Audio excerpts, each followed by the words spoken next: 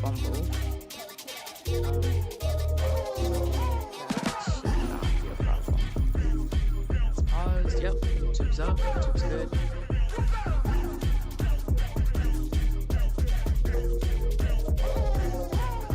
It's a little slower because my main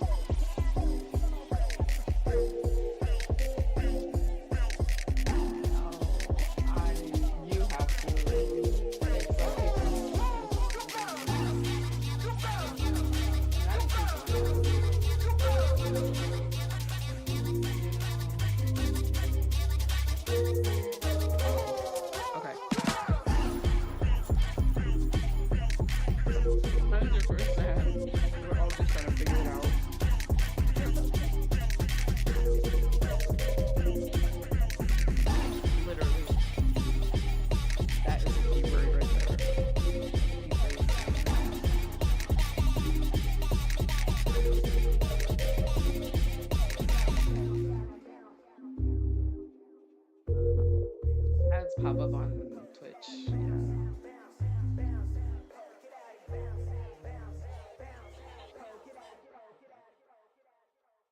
Okay, this looks good. The QR code is like mad random, but it's up. So like,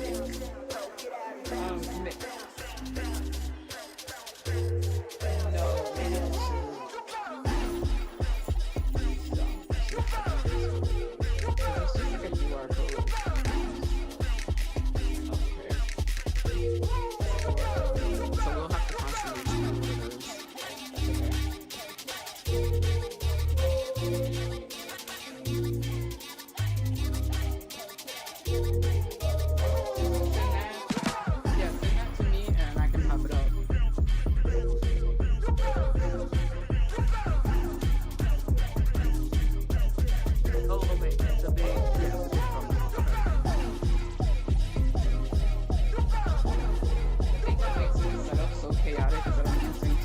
Laptops.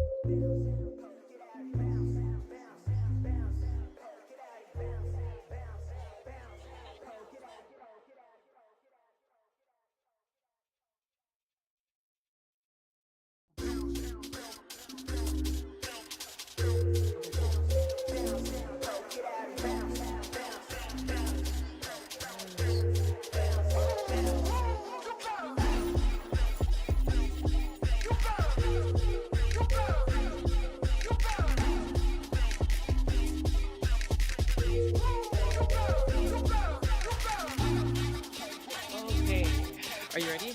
I'm gonna hop on first and then like intro stuff and then jump in. Cool. I will still be flipping on my hair as I do this, so bear with me, please.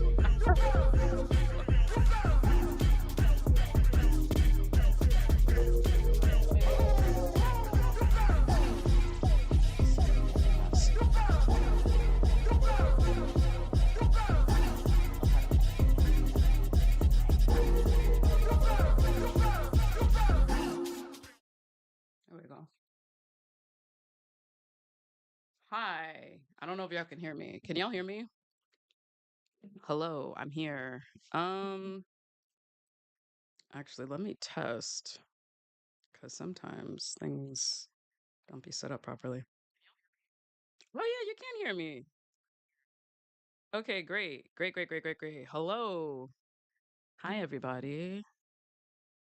Welcome, welcome. Today's stream is gonna be a little different. Hi Morgan. Bonjour. How are you? Let me pop out this chat. Where's the multi-chat at? Today's stream's a little different, y'all. It's a little different. I have a guest with me, a really cool guest, coolest of coolest guests. You can hear? Okay, can everybody hear? Please let me know if you can hear. Over on Twitch, you can hear. Over on YouTube, you can hear. Please let me know. Hello, hello. Cutie patootie alert. Oh, thank you. Okay, so I am bringing on my friend and collaborator, Mysto, and we're gonna work on some horror one shots for our new horror anthology, Paroxysm. So let me bring them on and be very nice to them because they don't stream very often. I know you guys are nice, but I just have to say it. Okay,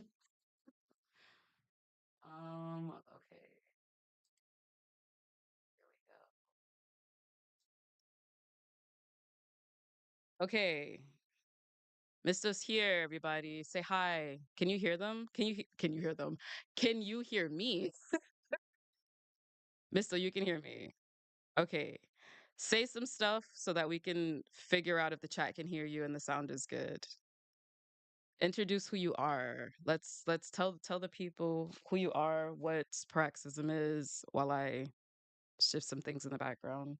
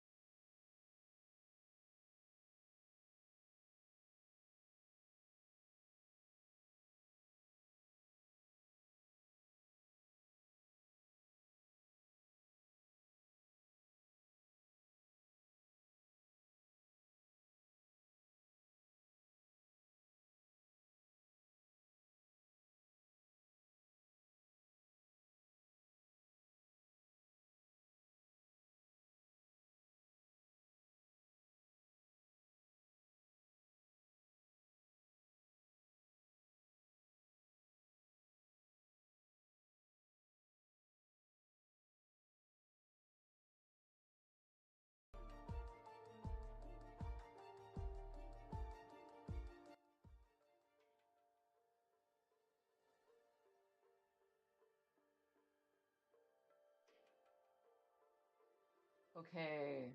Don't kill me. Apparently, the folks over on YouTube could not hear you. Oh no. No. Oh no, nobody could hear you. Shoot. This is why we have the tests. Okay. And you said that so beautifully. Hold on. Let me try to finagle what I can over here. Sorry about that, y'all. They said some really good stuff. I have your audio as being captured. I'm not sure why it's not capturing your audio. Um, okay, darn. Oh, I wonder. Give me 1 second. Give me 1 second. I'm gonna change the camera so that they can't see what I'm doing on Discord because I think I may have to change something up real quick. Um, okay, cool. So, did that transition? Cool, cool, cool, cool, cool, cool. Give me 1 second, you guys.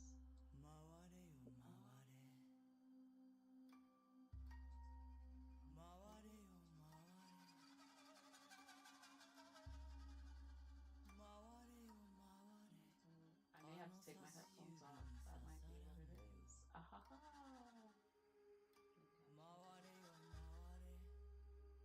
It's just going to me. Yeah. Are you guys able to hear? Yeah, maybe the output. That's exactly what somebody yeah, that's exactly what just saying. Switch that. Okay, let's try that again. Can you say a few things? Not them blaming me. They said you made me miss all of it. I didn't mean to. Can you introduce yourself again, Mysto? Sorry. Just like a few lines. I just want to see if everybody can hear you. Oh no, and now they can't hear me.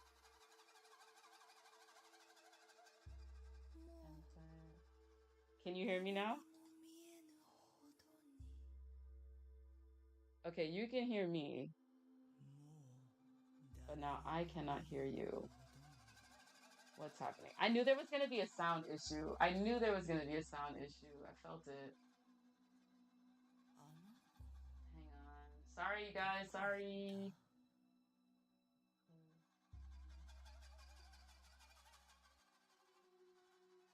Can you say something? Hello. Okay. Can you guys hear them now? Can you hear me? They should be able to because I can hear you not on my headphones. Ah, Sing us a little ditty, Misto. You guys, let me know. Let me know if you can hear. Oh, and I didn't switch out of Discord. That's fine. okay. Seems like maybe now they can Oh hear. yeah, they can hear. They said a little. Let me turn your volume up on Discord. I'll turn you. Can you say? Testing, testing. There you go.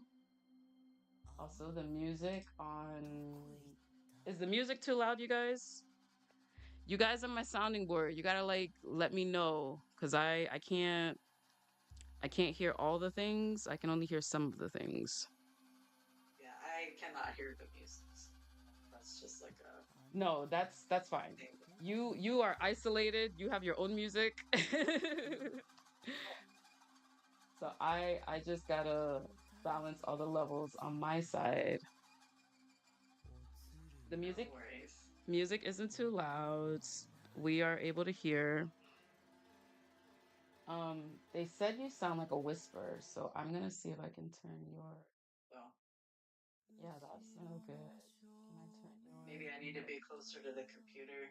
Sometimes that can be it. I don't think so. If I can turn this down on my. I don't want them to hear you from the computer. Like, should be able to hear. Oh, the music is too loud?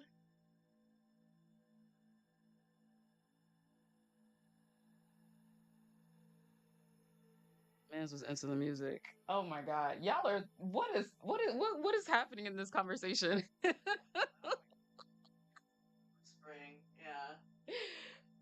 But if I'm they, not trying to do the whisper. yeah, they were like, there's some whispering going on, but okay. Well, I mean, if we can hear, um, I'm not trying to do ASMR over here, so yeah, exactly. Oh, they can hear yeah, us just here we go. fine.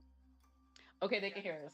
Perfect. So now, please introduce yourself. I'm gonna put the graphic up also. Um, I'm gonna move it a little bit away from like in front of your face. But please introduce yourself. Right, you're ready to go. Awesome. All right, so hello everybody. Glad you can hear me now. I am Mysto, and I'm a queer Latinx horror comic artist and illustrator. I have been running Mysto Press, my micropress label, for about 6 years now. Um, we started with the first volume of my ongoing horror anthology, Paroxysm, in late 2019, and I've been able to self-publish and crowdfund stuff since then. And now I am doing a Kickstarter for the fifth volume of Paroxysm, and Gigi is one of our contributors for the book. So I'm really excited to get to collaborate with her and have other contributors as well. Every book has a different theme, so each of them is not meant to be a series. It's a lot of one shots related to that theme. So we have a lot of different contributors, not just comics, but also writing, poetry, art, any kind of mixed media narrative piece that someone may want to do, anything experimental. I'm usually just like, that sounds cool. Let's keep it in, add it in the book. And so it's been a space for a lot of people to kind of make work that they otherwise would not have the chance or the time to do outside of contributing to this project. So the Kickstarter for Volume 5 is live until October 17th. But there are late pledges that are available until the 31st. So the digital rewards and the physical copy of Volume 5 will be available after the 17th. But we also are announcing a special add on reward on the 12th. And so all of our add ons and other bundles will only be available until the 17th. And right now we are over 40% funded. So that is really exciting. We have a lot of excitement for this year since I had to take a year off last year in between doing Volume 4 and now. Yeah, so that's me in a nutshell. Hooray! And it seems like everybody was able to hear you, which is good. So yeah, the QR code has the links and everything. Um, we can't keep this image up because we're gonna start working, but the QR code that is at that top right side of the screen is the QR code for the Kickstarter. So please share that. And I'm gonna try to like post the Kickstarter link in the chat as we are going throughout the day. So yeah. What do you guys think? Are you excited? Sorry. It's on my Press, as well as Anthology. I just kind of cross post between the two. So Yes, please. rest of all the stuff that's coming, including another stream on Instagram tomorrow. So yeah, so go ahead. Please put your Instagram and your and the link that you just wrote in the chat, please. Yes. Por favor. And I'm gonna put the link also for the Kickstarter. Okay, cool. Oh, perfect. This is perfect. Okay, my setup is complete. The setup is doing what it needs to do. All right, I posted that on Twitch. I am now gonna post it on on But YouTube. two different.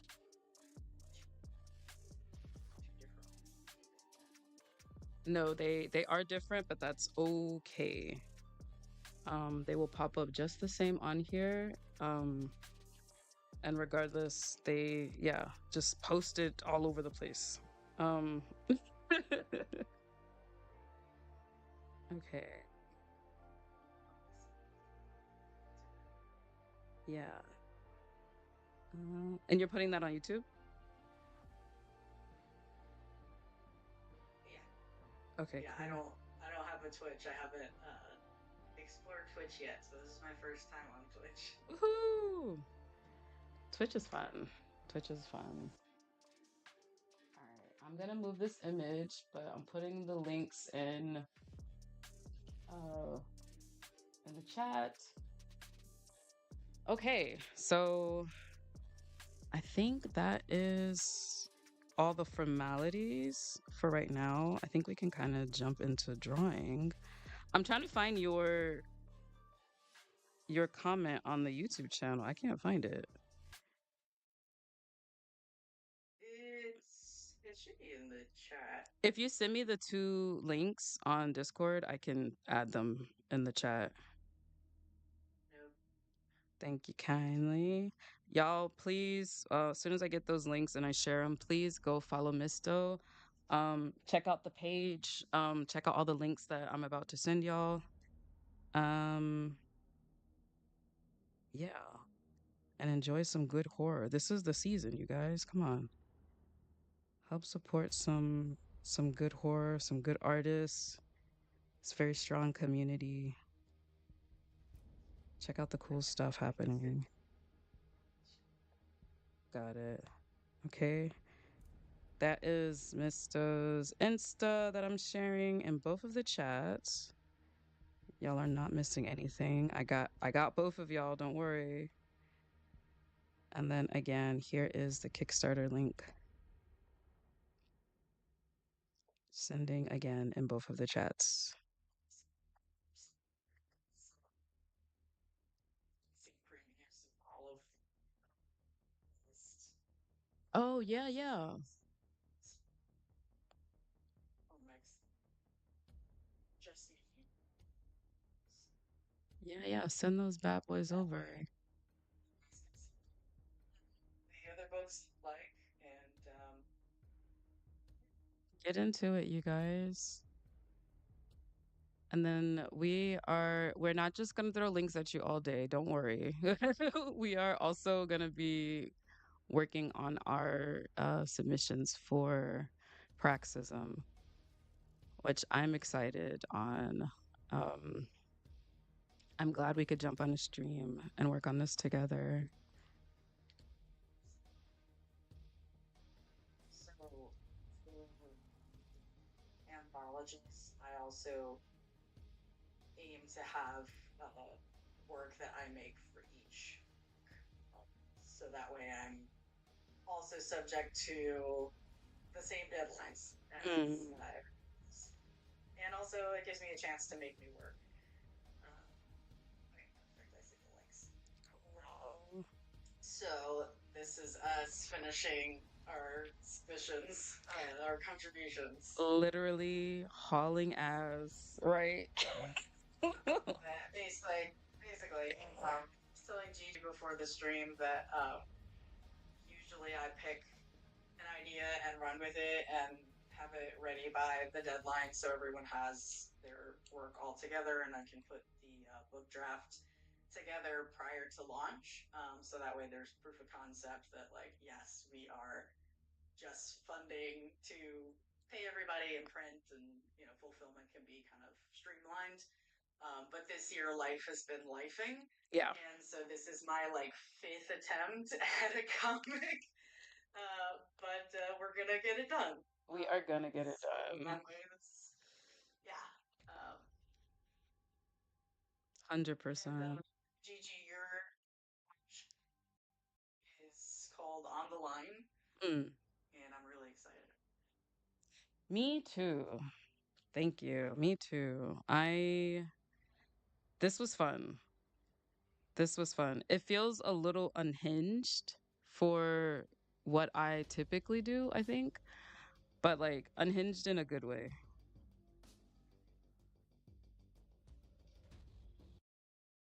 Okay, cool. Sorry. Yeah. Idea of what it was like, as I kept reading, I was like, okay, really, This was great. different. It's getting into something different, right? So I'm excited. Yeah. This is like, I don't know. This is just me like trying to experiment a little bit, I guess. And like, yeah, just trying to experiment. So I'm definitely excited.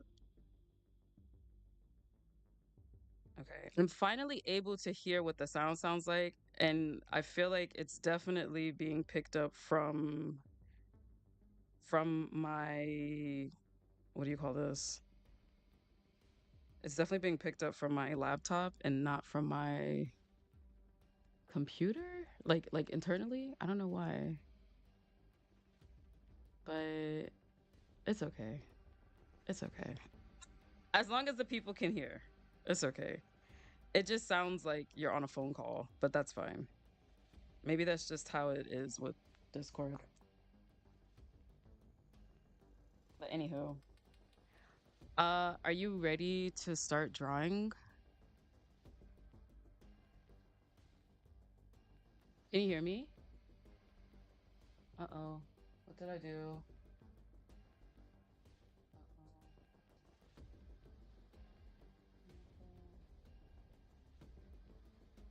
Uh-oh. Oh,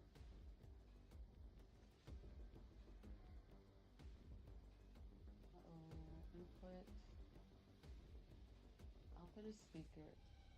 Can you hear me? Mysto? Uh-oh. I don't think they can hear me.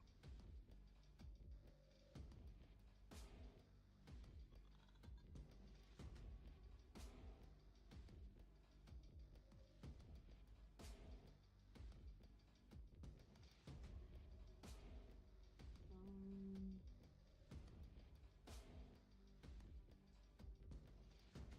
can you hear me? Oh, okay, you can hear me now. Okay, wait. Hang on.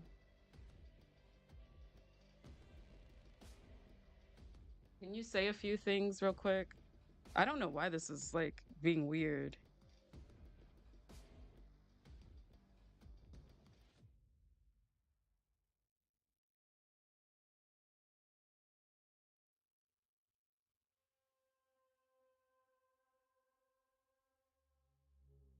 Hang on.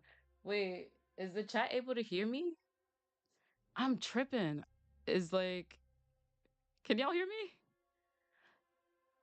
Now I can't hear you though. I took my headphones off and then now it's like, wait, what is this? Okay. Okay, you can hear me. Chat can hear me. Yes. Now I can hear you. Okay. Okay. There we go. Sorry about that, y'all. This is like some weird stuff going on, but anywho, anywho. Okay. Can y'all hear Misto now? Okay. Okay, They seems can like hear I'm muted you. again. They can hear you, but faintly. Faintly is better than not at all. So that's fine. Hang on. I know they can't see you for a second. I'm making sure the visuals are all good on my end. Okay, perfect. Perfect. Perfect. All right. Okay, good. Good. Good. All right, good. Good. I'm listening to the sound of the stream. Playback sounds good. Everything sounds good. No notes. We're good. Good. Okay, good. Good. This is it's a lot of work.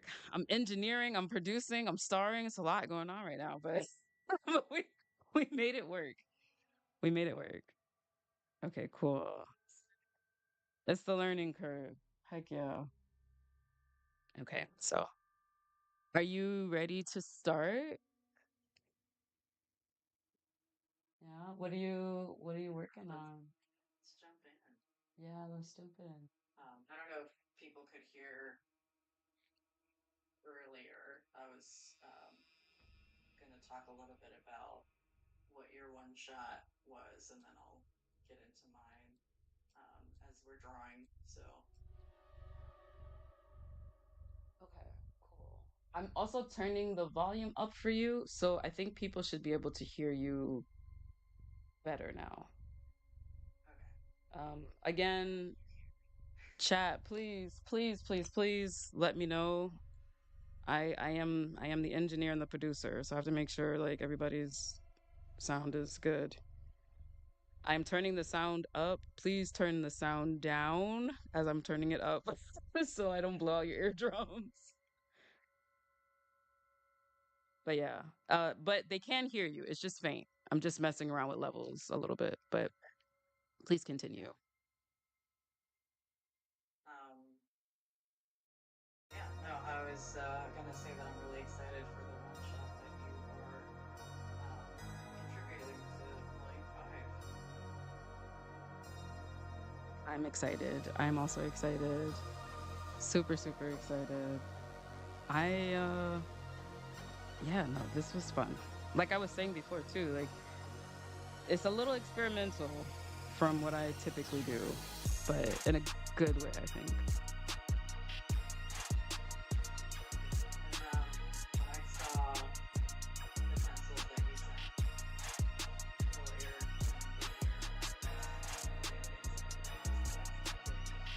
where it was going to go. I knew a bit of the premise, like that it was about a haunted call center, but like how you sort of make other statements in it was really cool. Yeah, good. I'm glad. I'm glad. I was really like on my severance kick with this one a little bit, but like in a crazy, with a crazy turn of events, I guess. Hey, Kage. Oh, the music is drowning them out. Oh, sorry, y'all. Dang.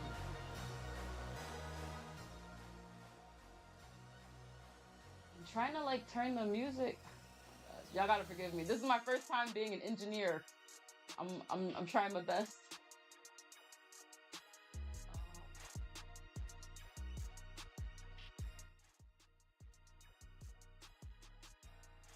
Okay. Is this better? Y'all let me know. We keep having issues with the sound, and I'm trying to get it together. I don't know.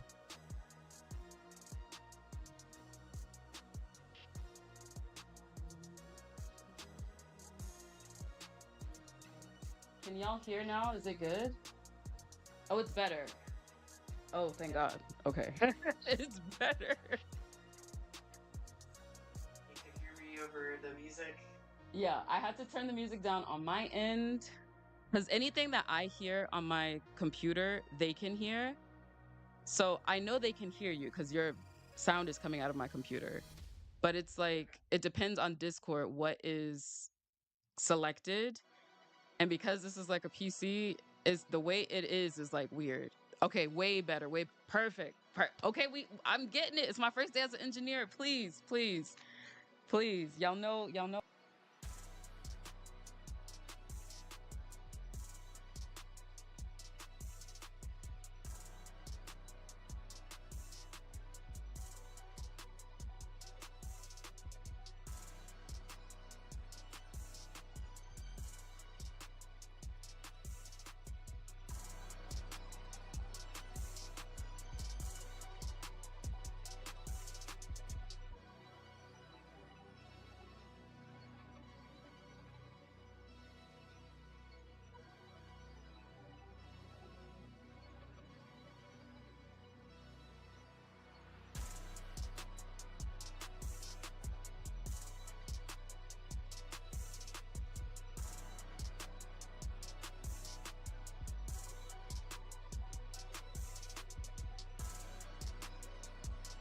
Okay, can you hear me now? Yes. Okay, I knocked my cable out, that's why. Sorry. Yeah, that was a cable issue. My bad, y'all. Sorry. I got too excited and hit my computer. Okay, good, good, good. All right, we can get back to I'm not gonna touch anything else. I'm done as an engineer now. My job is done. I'm gonna drink my coffee and draw. The skills that I'm actually good at. All right, cool. So yeah,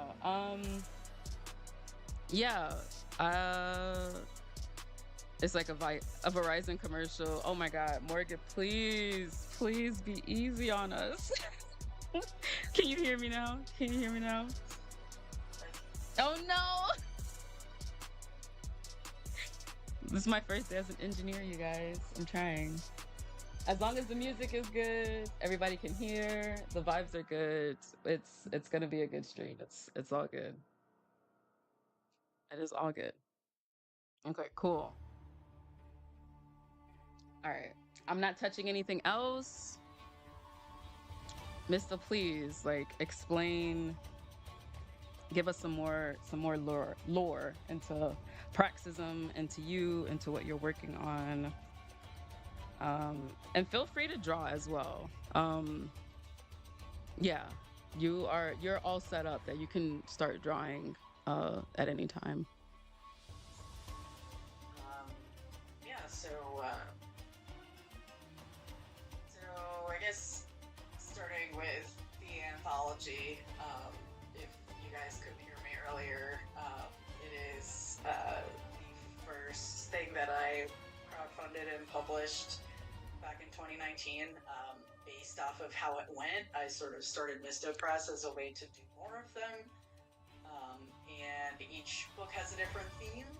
And this year's theme is haunted. So we have about 14 contributors, including myself, working on comics and poetry, prose, illustrations, all sorts of experimental stuff based on the theme. So Gigi's comic is about a haunted call center, and it's called On the Line. And Yes. I love the title. I love the way that the story unfolds. And I know you said that it's a little more out of the box than what you typically do, but I think it works really great.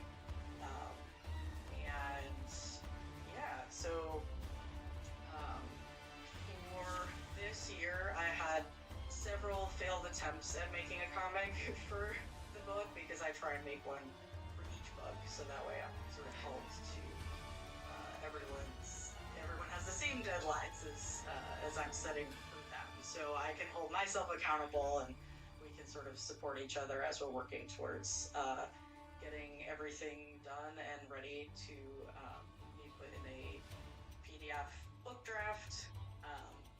And from there, we sort of kind of put that all together and get it ready for print.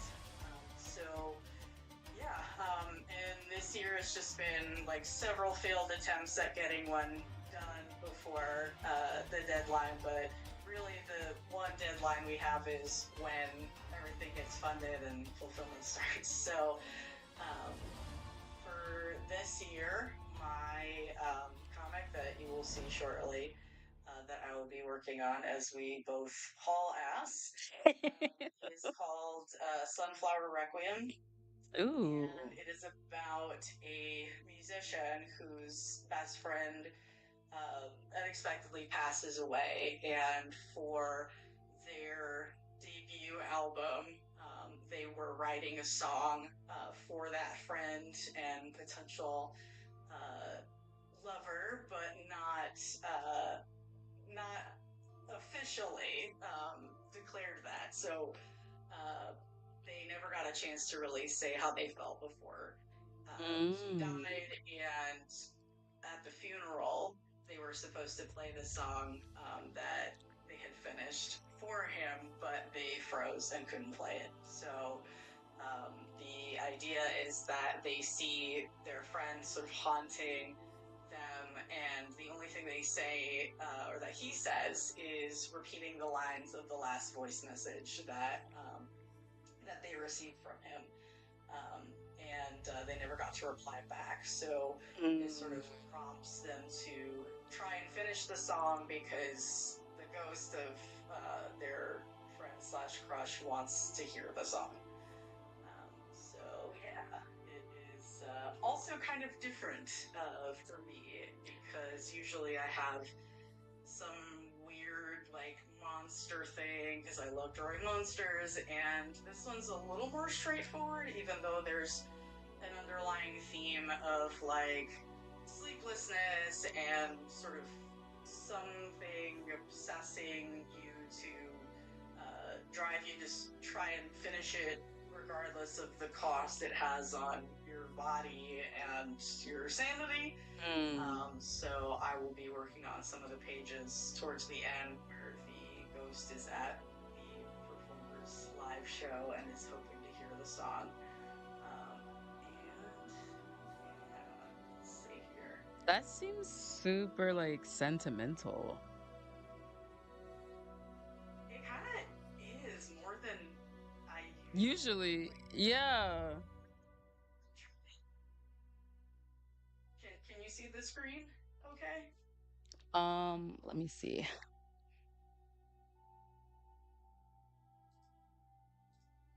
Okay, yes, I've switched it over. So I can see they Okay. can see the screen now. Perfect. Oh, yeah, Um, yeah, I did. I switched it. Okay. I'm getting awesome. better. Well, yeah. So I guess this is more of like a emotionally centered story. Not that my others aren't like sort of cathartic in the same way, but this one just is a little bit more concentrated on like the emotional toll of being haunted by sort of unresolved, um, not unrequited, but unresolved feelings like that weren't fully processed before someone Mm. lost the ability to be able to talk to that person and confront them. So um, I also love plants and nature, and I incorporate nature into my body horror. So at this point in the story, the character is playing the song live, but they are going through it on stage, as it were. And Mm. yeah. Ooh la la. What do y'all think? Give me some feedback in the chat. I know some for some people, the ads have popped up, but they can still see what's going on. There's a little bit of an ad break that's happening, so it might be a little quiet on Twitch, but it's okay. if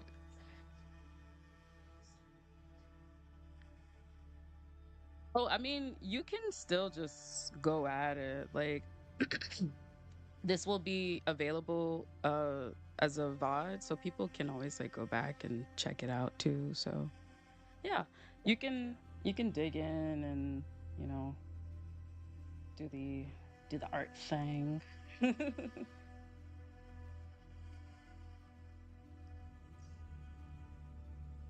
don't know why I can't move this. There we go. There we go. Okay.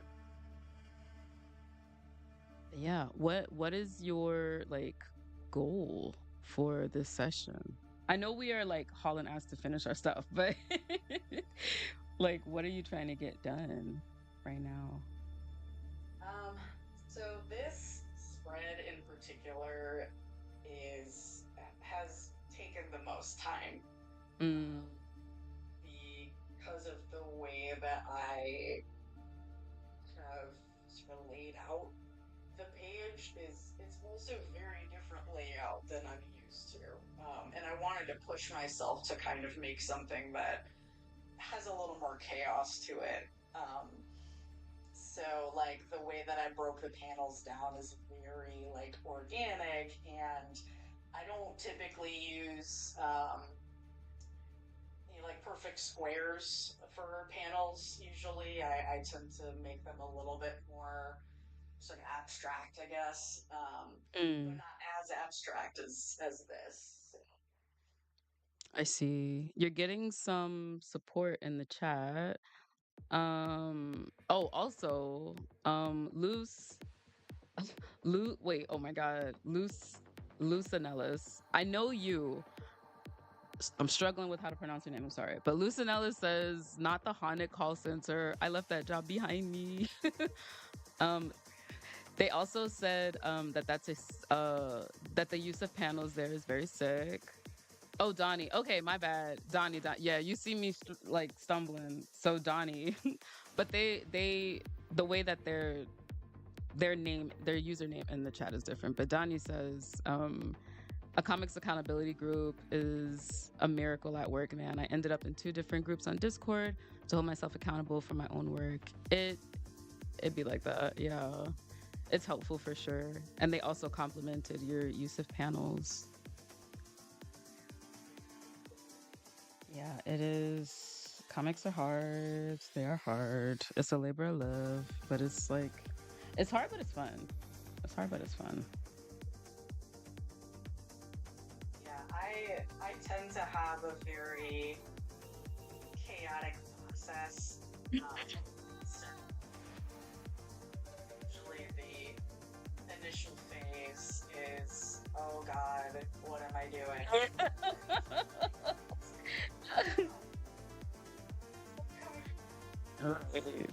As you're in the middle of it, though, it's like, swing low, sweet chariot. It's like, I guess I'll just die. It's fine. Goodbye, sweet, cruel world.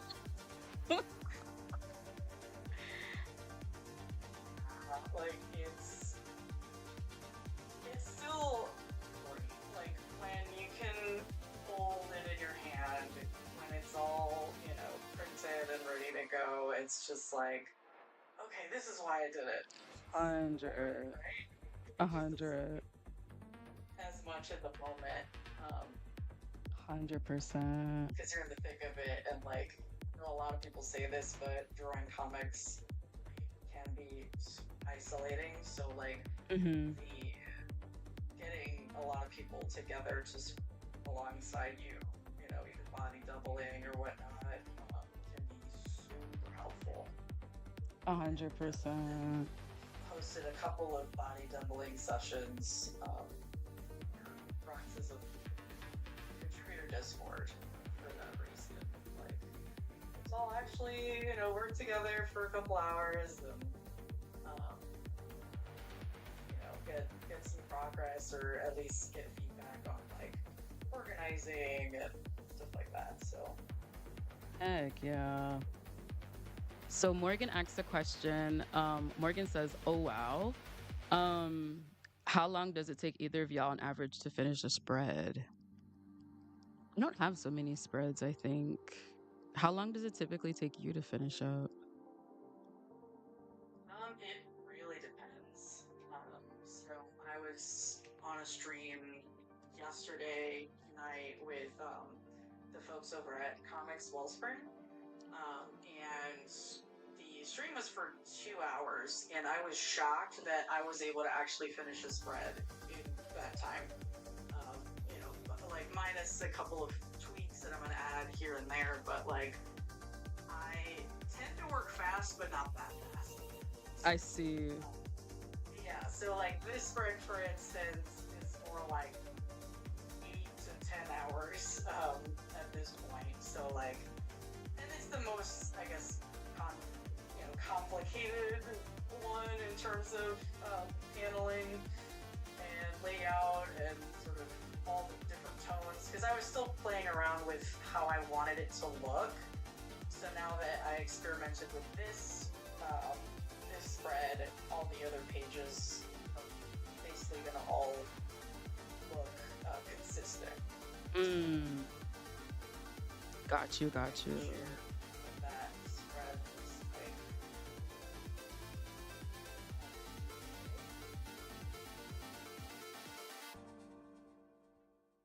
yeah. So like I'm still Ooh. with laying out text, but it's sort of where the main character cannot sleep because they are seeing their friend haunting their room, and the only thing that they hear him say is just over and over the words from the last voice message that he left. Oh, And that's so the creepy. character was depressed and lacking sleep, so they saw their phone ring and they didn't pick up. So that's part of the like, oh my gosh, I have to hear this and feel bad about it. Right. Yeah. And then this was like, okay, I like the organic, weird, sort of chaotic paneling. So that's where I was like, oh, I started that with the other spread that I'm working on. So I'm just gonna keep using that motif in different ways. So Mm, I got you. That page looks really sick.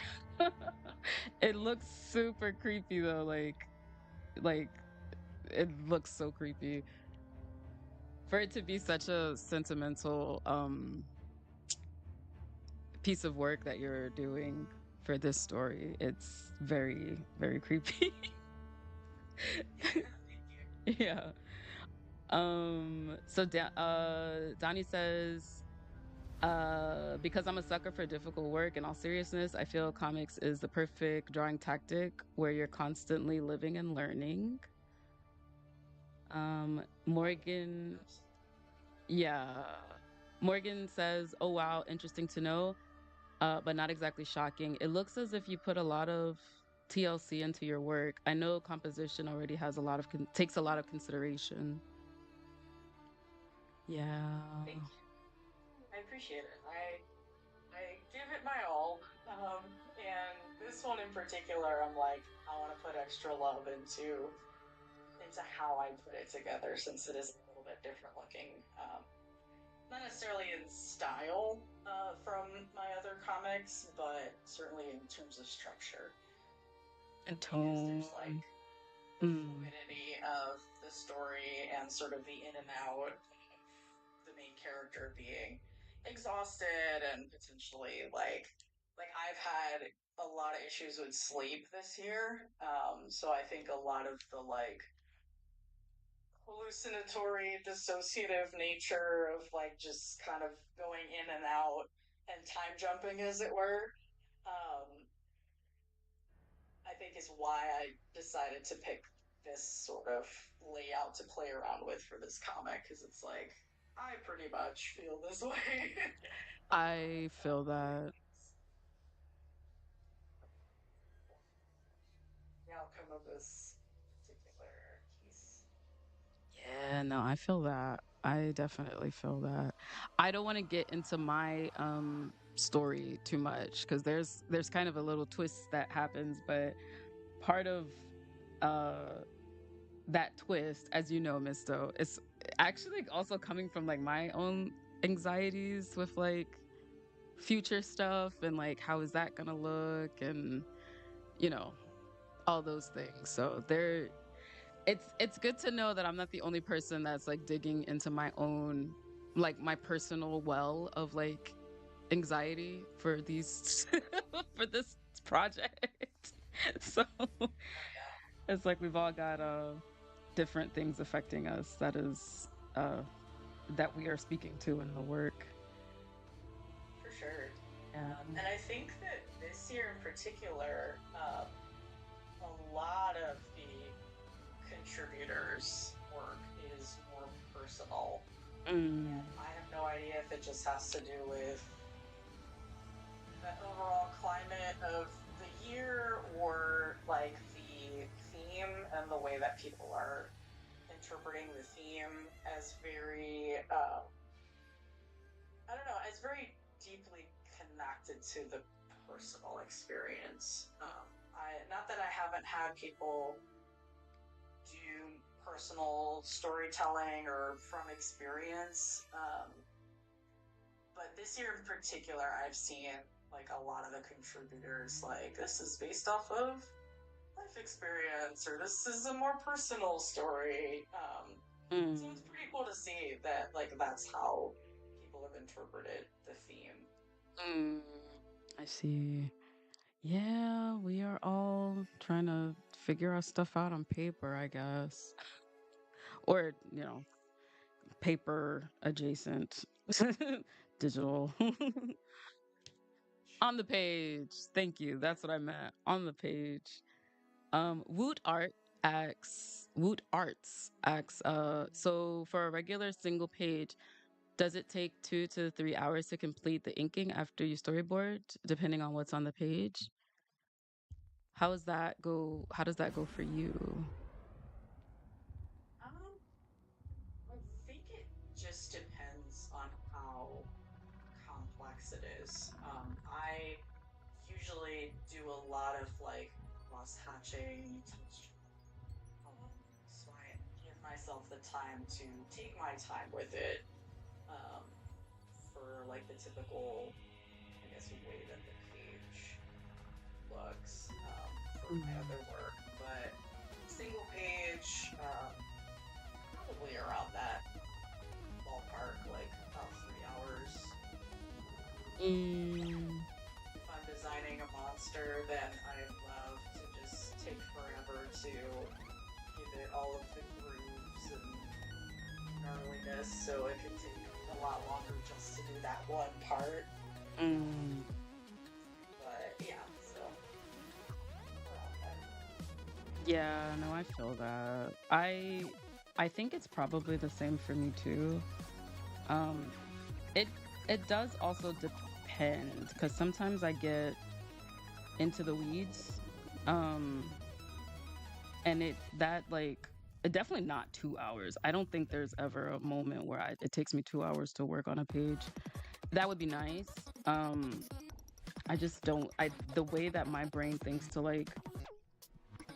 fill up a page, I just don't think 2 hours is really realistic. But anywhere, I think for me, anywhere for maybe 3 to 4, maybe 4.5. Depends on what's going on the page for sure, but I would say that's more accurate for me.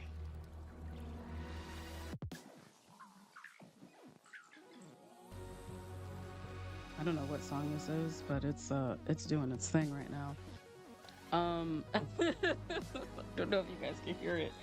And I turned my Bluetooth headphones off, and I'm afraid to turn them back on to listen to see how the stream is sounding. Because if I turn it on, I feel like it's gonna be picked up on my streaming computer, and nobody will be able to hear you again. That's what happened last time. So I will hold back, and I will trust that everybody can hear all the things on the stream.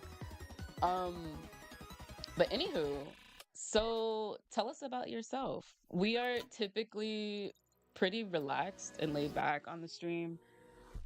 We talk about a lot of different things. We talk about art. Every once in a while, we dive into politics. We talk about horror. We talk about film. We talk about comics. Um, Let the people know what kind of stuff are you into? I guess I can um,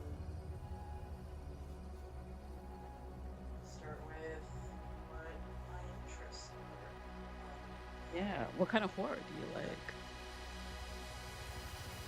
I've loved for a very long time. Feel like it's one of those um, genres that there's so many different incarnations of it that when I was younger, I was obviously kind of intrigued, but a little bit afraid of it. Mm. So I was a kid in the '90s, so we had the opportunity to watch a lot of dark cartoons, animated films, such. But every now and again, I came across a movie that maybe my dad was watching, and we had a computer in the living room, so Oh, he was always like, "Don't turn around. This movie's not for kids." But it would be like Tim Burton's Sleepy Hollow or something, or like From Hell or stuff like that. right. So it was kind of like, hey, but every now and again I would still kind of peek over, like, that is. Yeah.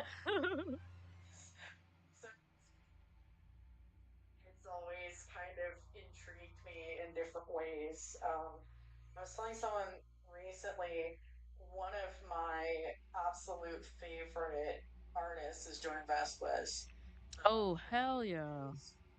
middle school, some kid brought like the physical, like the floppy issues, like the single issues of Johnny the Homicidal Maniac, Hmm. and showing it to his friends, and I was just like in the same class, so I peered over and was like, "What is that?" Like, it's weird. And it's just like really cool because then several years later, like I met friends that had them, and they were like, "Oh yeah, sure, like you can borrow it, you know, like." And from there, I at the time like Invader Zim was sort of wrapping up on Nickelodeon, and I didn't have cable, so I didn't get to watch it until later. Mm. But like knowing that that was from the same was Artist. really cool. But Johnny the Homicidal Maniac, I think, is still my favorite all-time comic, and I was so inspired by like the way that he inks, and it's just incredible work. Heck yeah. And so I feel like that was a huge inspiration for me. Heck yeah. Definitely. Speaking of I just want to throw in like speaking of also hey, what's up, Mega? Speaking of Sleepy Hollow. So I grew up in a Jehovah's Witness family, and my mom used to buy DVDs all the time. And even though, and like my mom wasn't Jehovah's Witness, but like my mom's family, like my grandparents, some of like my aunts and uncles or whatever were Jehovah's Witness. And my mom used to buy a lot of DVDs, but we didn't have a DVD player. So she asked me like if I wanted some DVDs, and I picked up Sleepy Hollow, and I was really excited, but we didn't have a DVD player.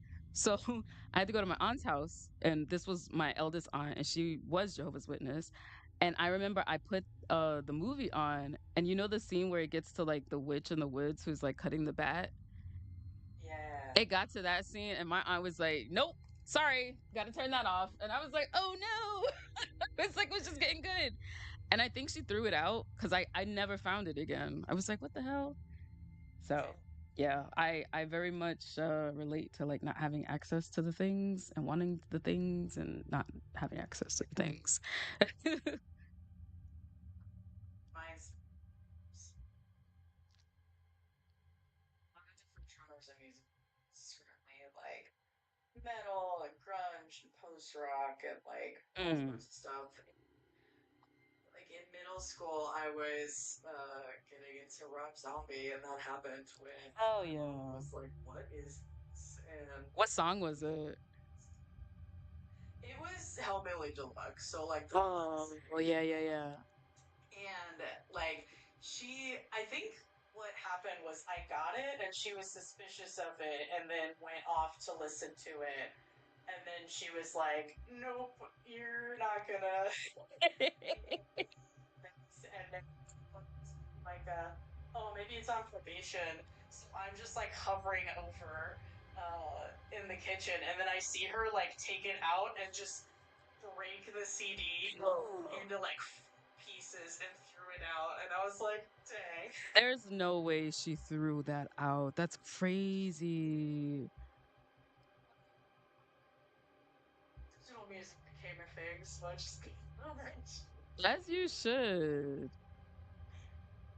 And like at this point, I feel like Rob Zombie's pretty benign compared to definitely compared to the other stuff I listen to now, but Yeah. it's funny the time that was like, so clandestine. Right. He's also just such a chill old dude now. He's so chill. Yeah.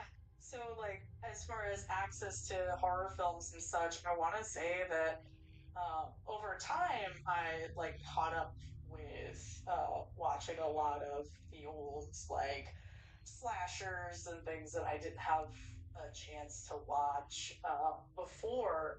So during quarantine, actually, was when I first started to like really dive into those movies. And then in recent years, I managed to watch like his House of a Thousand Corpses I love that series, like movie. and The Devil's Rejects. I think that's Yeah. but it was like, oh, that's what this is about. Like this is so bad, you know. It's but like when you hear other people say like, oh, don't watch that, you know, or like don't. I want to say like the big one that I would hear a lot is like, oh, whatever you do, don't watch Hellraiser. That's so like scary. Ah, yeah. Watch it, and I'm like, this is. But you know, based off other people's taste or like opinion, it kind of got billed to me as like, oh, this is really disturbing, and I mean, I don't know. Maybe it is for some people. It's pretty scary, but like I was just It's more entranced by the special effects than being scared of like. There's one jump scare that got me, and I felt really stupid. and Hellraiser? Yeah. Which which jump scare was it? So it was when like the girl is hiding in the closet, and like the statue of Jesus just like falls on her shoulder out of nowhere. Oh, yeah, yeah, yeah, yeah. Okay. My couch that I was like, really? Oh my God. Classic. Like this is a sudden uh that you're suddenly seeing, and you know it's just more surprise you. But Right. okay, so that's not. I'm not alone in that. Yeah, no. Donnie says that jump scare got my wife good. It yeah, no, that I was rewatching Hellraiser with my niece and she was watching it for the first time. And that jump scare did get us too. It's one of the ones that like you kind of forget about after you've seen it already. It's just like, okay, well, whatever. And it's like, oh no, yeah, no. There's that there's the one. It just got me. Yeah. Yeah, no, 100%. What did you think of House of a Thousand Corpses? That's like one of my faves, my favorite Yeah. movies. We liked it a lot. I was expecting the last 10 or so minutes of the film to be the entire movie. Ah, So it's kind of like me and my friends were watching it on movie night, and like when it got there, I was like, "Oh man, I thought this was gonna be the whole movie." yeah. Special effects, like the doctor guy is really neat, animatronic looking thing, and but I mean, I enjoyed it quite a Hmm. bit. Bionic Grit says, when I was younger, I was warned about Pet Cemetery. Well, I did much later eventually watch it. Anyway, after having seen a lot worse, it was much tamer than I thought. I don't think I still haven't seen Pet Cemetery yet. It's pretty I saw good. I haven't seen the original. I saw they did a Pet Cemetery Bloodlines a few years back. And I saw that one. I got a advanced screener to go see that, and that was dog shit. I'm not gonna hold you. It was not a good it was not a good movie. And Pam Grier was in it, and like spoiler, she gets killed, she gets mauled by a dog, and I was like, why would y'all do that to Pam Grier? Like, why would you think that that's okay? But it wasn't great. So I'm kind of like I'm assuming the original is really good because they have all these references, pop culture references to Pet Cemetery. There's a Bloodlines movie for it. There's always a Bloodlines thing that happens when the stuff is good. So yeah. But you said it was good? The original? I liked the original, Mm. and time it was like highest grossing. film directed by a woman. Oh Uh, shit. I didn't know a woman directed that movie. so like, don't exactly quote me on it, but I'm pretty sure Okay. that's the things people really like about it. Okay. I will look into it. Is there any like horror within the past like 20 years that you've enjoyed? Or I guess the past 30 years. So like from the 90s till now? That feels like a very wide thing of time, but No, absolutely. I love. Um, I mean, I will say this: I love Ari Aster for being just that weird guy that yeah. talk about. Like, Yes. I loved Hereditary, Same. and I only saw it the one time because I cannot watch it again. Mm. It just messed me up. Really? Is out here making the weird stuff, so I really appreciate it. Um, and I also really like Get Out. Yeah. I too like Get Out.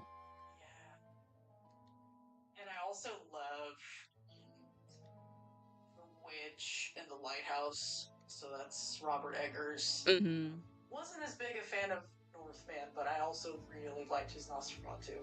So like, I think when it comes to the stuff that I like as far as modern, more like recent horror, Mm. I just like the stuff that's like someone had a very specific vision for what they wanted and they were able to do it.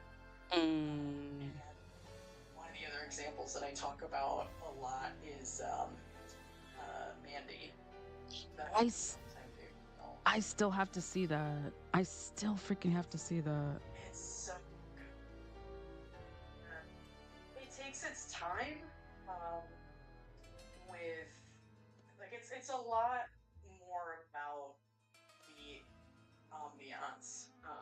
And like there is a story, but it just is so beautifully shot and like it just goes insane I see. towards the last half. And I just really appreciate like seeing a Nick Cage film where I'm like, this is crazy. Like, you know, in terms of the ones I've seen, like he actually has a really great performance. He does the crazy face every now and again, but it's like it's justified. Got you. I love this big movie person, so Me too. a lot of people are saying like, "Oh, would you recommend this film?" I'll also be like, "And the score is really good." Yeah, yeah. So No, I feel that. I am also a big movie score person as well. I still need to see Mandy. I 100% agree with you on Ari Aster. Um Hereditary I think is probably like top 5 favorite horror films ever, if not like top 3. It is really like I don't know. That movie was like low key kind of triggering. Like it was very, but like triggering in a good way. It was cathartic, but it was like that movie is crazy. Midsummer was also really good, but I didn't love Beau is Afraid. I didn't I didn't it, I didn't finish it because I was like I don't know what direction we're going in, but this is very weird. I kind of stopped when he was like smoking pot with those teenage girls. I was like, I don't know if I need to see any more of this. I was like, I think I need a break. And I never picked it back up. So I found it to be interesting conceptually.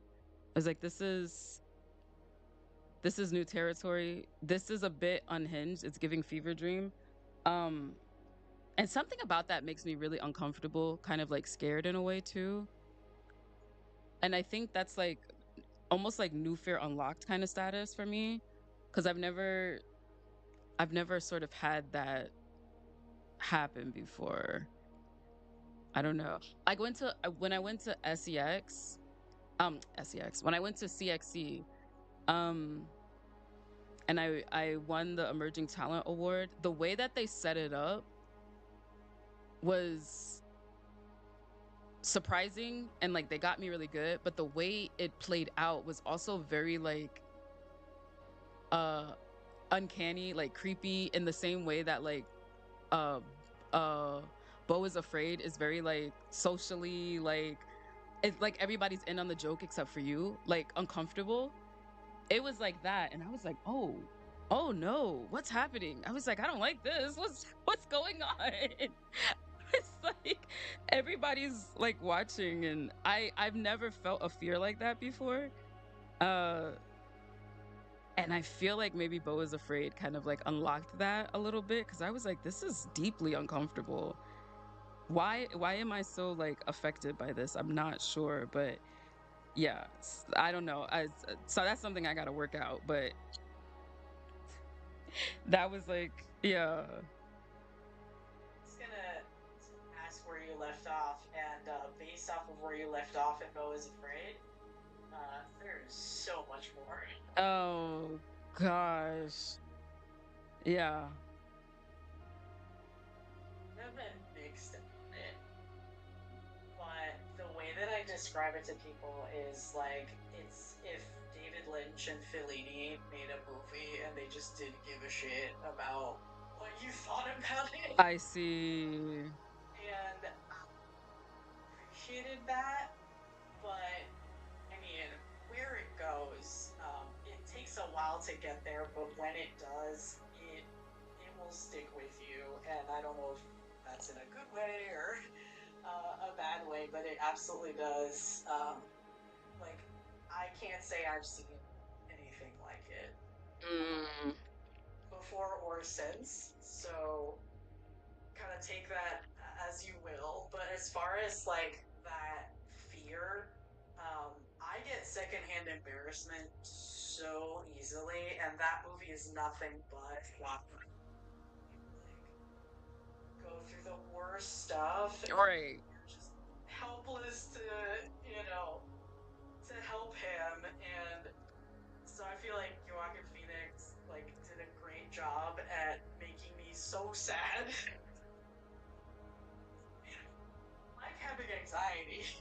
Finish the rest of the movie, but like I wouldn't necessarily recommend it to It's a different type. anybody. It's a different type of anxiety too. And I typically am not the type to be like, I cannot watch this. This is too much. And like not finish a movie on purpose. I like not finish a movie because I fell asleep and like I just didn't get a chance to get back to it, or I'm just like I got busy. I've never stopped watching a movie because I was like, this is doing too much. This is like not gelling with my sensibilities well, and I just cannot watch this. I've never had that experience until Beau is Afraid came through, and I Okay. was like, okay, this is. I'm like, I need to. Maybe I should sit with this. Why am I feeling this way? Um, I'm so distracted by the world that I'm just like, what's happening? Beau is Afraid reminds me of um oh, actually that feeling came up recently. I was gonna say Beau is Afraid reminds me of Los Angeles, but that actually came up recently when I was in California. I did go to Los Angeles, but it was like downtown Los Angeles is where I'm thinking of what I'm thinking of for this environment, but it's really like San Francisco. The scene where, well, any scene where he's like out of his apartment and like in the world, and the absurdness of what's happening in the world feels like San Francisco, and what's happening there with their unhoused population. It does feel like I can't be the only person that sees what's happening here, right? It kind of has that sort of feeling, and it's like there's no way nobody else can see what's going on. um and because everybody is just like going through the day as normal, it feels like you're crazy. um and yeah, I Shinji and I had that experience this past month or whatever, going to San Francisco, where I don't know, we went to San Francisco out on a Friday night. We went to go eat dinner. When we went to go eat dinner, it was like it was okay. We came out of dinner and it really felt like that scene from Beau is Afraid, where he like is running home from the pharmacy, and like he's just like, that guy is like chasing him, and like the town is like, and it's just chaos, and it's like, what's happening? That's what it felt like trying to get back to our hotel on a Friday night in San Francisco. It's like, what the hell? And then Shinji has the audacity to be like, we got to go to CVS to get water. I was like, are you insane? Like, I'm not going. I'm going to the hotel. We don't have any time to make any stops. Like, we gotta make a beeline back, because it's like madness out here. And he was just like, yeah, no, I gotta go get water. Let me check the chat. The original, I have seen the remake also. I haven't seen part two though. I do prefer the original to the remake. It's eerie in its own way, probably more disturbing to parents. Ooh. And this was Bionic Grit talking about Pet Cemetery. One of my favorite horror movies directed by a woman is called Ravenous, 1999, not to be confused with other things titled that. I haven't heard of that. It also has a fantastic score soundtrack. Have you heard of Ravenous? Add that to the queue. Nick Cage's Mandy and Color Out of Space are an odd sort of duology to me, even though they're not connected. I haven't seen either of them, but they're like cosmic horror, right? Like Color Out of Space and Mandy. I have no idea what Mandy's about. I've been meaning to watch it. I should just jump in. It's a movie that like washes over you. I It's, see. it's but like it takes place in the 80s, and it's Nick Cage and his partner. They meet up with or encounter a extremist cult, and the Oh. leader wants Mandy to join. And I mean, this isn't necessarily a spoiler, but like she refuses in the best way possible, so I won't spoil that. But like she does, unfortunately, not make it after that. So I figured. Cage is left, and he's like, okay, I'm going to find and absolutely demolish every single one of these cult people, and then he does. In like crazy ways. Like, I absolutely love the escalation of like him trying to confront each individual person responsible. So like it's straightforward in that way, but it's very surreal in its presentation. And there's actually a couple of animated segments where he's dreaming about Bailey. Oh. And I just find it like a beautiful sort of cathartic story. I see. Okay. That's kind of what I thought it might have been about. It feels like such a trope in Hollywood where like if you are naming this movie after a woman and a man is involved, the woman dies. It's like she's probably, yeah. That doesn't mean it's not good. Yeah, that doesn't mean it's not good. It just means that it's, it feels expected. Like, yeah. I still found it like I would still say it's absolutely worth looking into.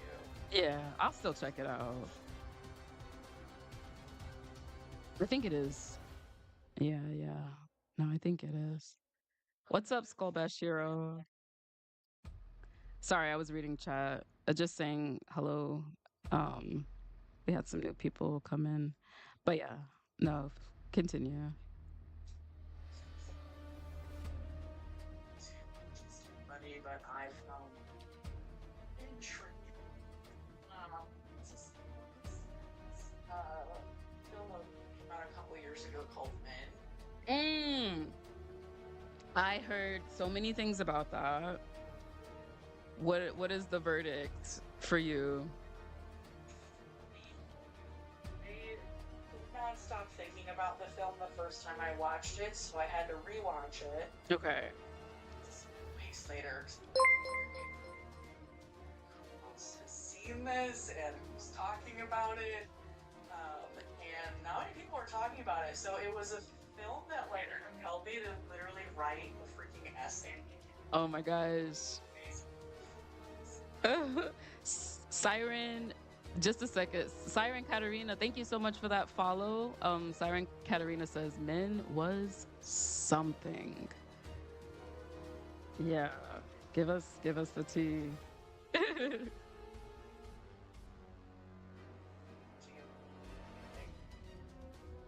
Many years after I had already seen it,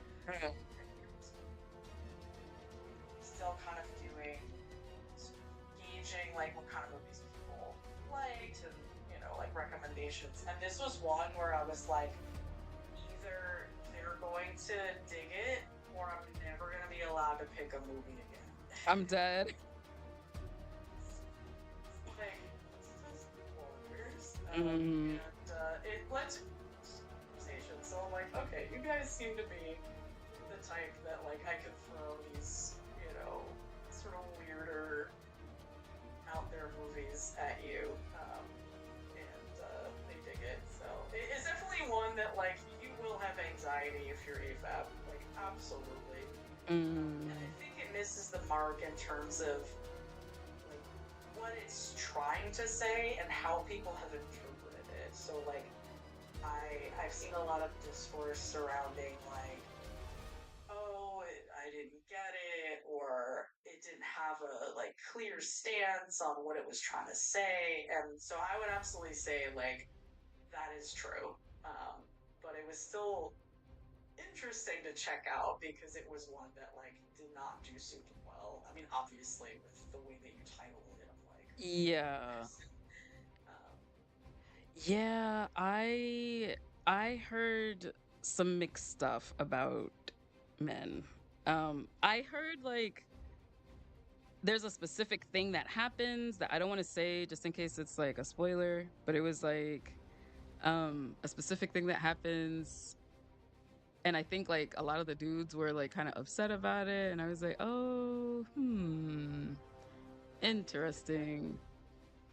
I'm kind of like I really want to see the movie just to see this moment, but like, well, yeah, I'm not sure, but maybe I don't want to see it, but I was like, okay. Okay, so I will do you know where it's streaming at? haven't seen it in a while, so I'm not sure. But it may be one of those that like you can find on some random platform. Okay, maybe it's on like Tubi or something. Tubi be having everything, so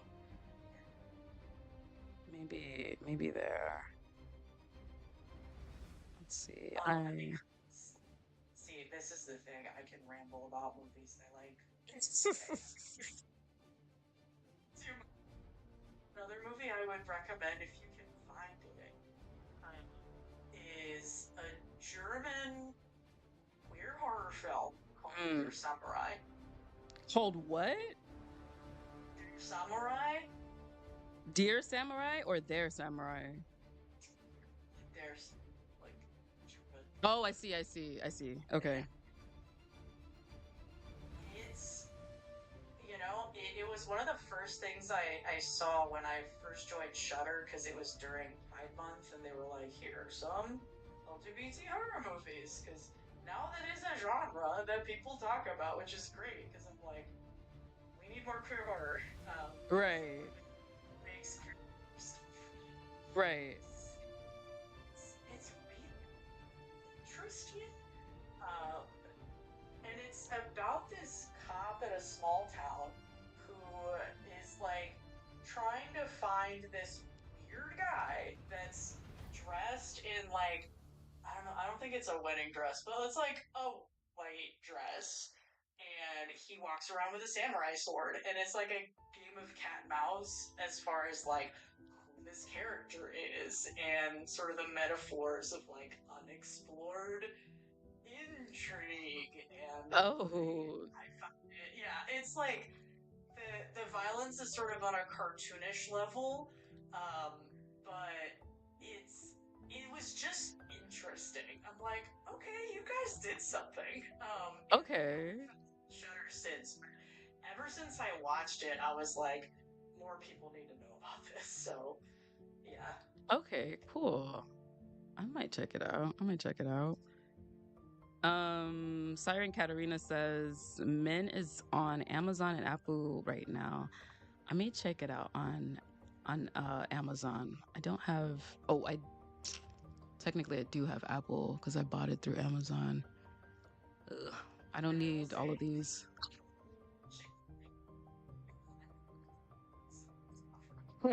This is true.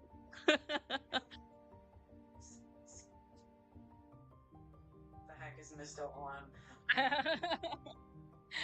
I like I said, I that is the scene that I'm here for that scene. That is the only reason why I want to So see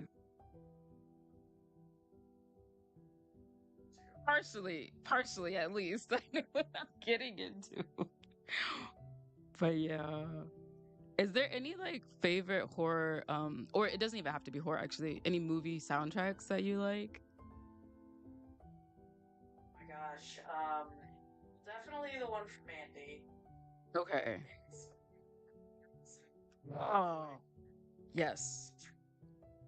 either right after or right before the film got released, which is really sad because his was freaking amazing. Hmm. Actually, for this comic Symphony Requiem, I've been listening to the It Follows soundtrack. So good. So good. It's such a good soundtrack. So freaking It really good. is. And they, it's a classic, but I absolutely love the score for Suspiria, the Oh yeah. by Yes. Goblin. Yeah, yeah, yeah. yeah, Mm. yeah. And many years ago, so Claudio Simonetti is still kind of doing stuff with Goblin Hmm. in the US. Like he's taken it on as his own thing now, because the band is old, like from Yeah. the 70s. Yeah. So I actually got to see him and other like band members play the entire soundtrack for Deep Red. Mm. And Deep Red is another film by Argento who did Suspiria. Right. I'm into a lot of Giallo movies, so the fact Hell that yeah. I see Same. like it is chilling. That score, so Hell I yeah. would say I also really like Hereditary score, even though it's weird. Like I have to be in the right mood to be into it, but every now and again, um, I listen to that when I'm working as well. Yeah, Hereditary does have a good score. Um, it is interesting for sure, but I agree. It's also pretty good. Um, as far as like just movie scores in general goes, um, the work that Hans Zimmer has been doing with Christopher Nolan is always good to me. Interstellar, like the score for as far as like stuff that I could listen to at any time, like anywhere, um Inception score is super, super good. Um what else? There's a few others that I'm thinking of. Well, that not that I'm thinking of. I can't think of at the moment, but like that I have on my playlist typically. But yeah, no, super Singing that good. some of the scores to the original if that counts. Ooh, I don't know if I heard the original Blade Runner score.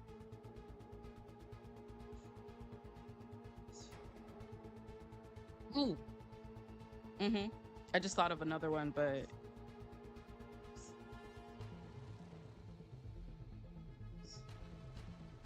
it's a classic, yeah.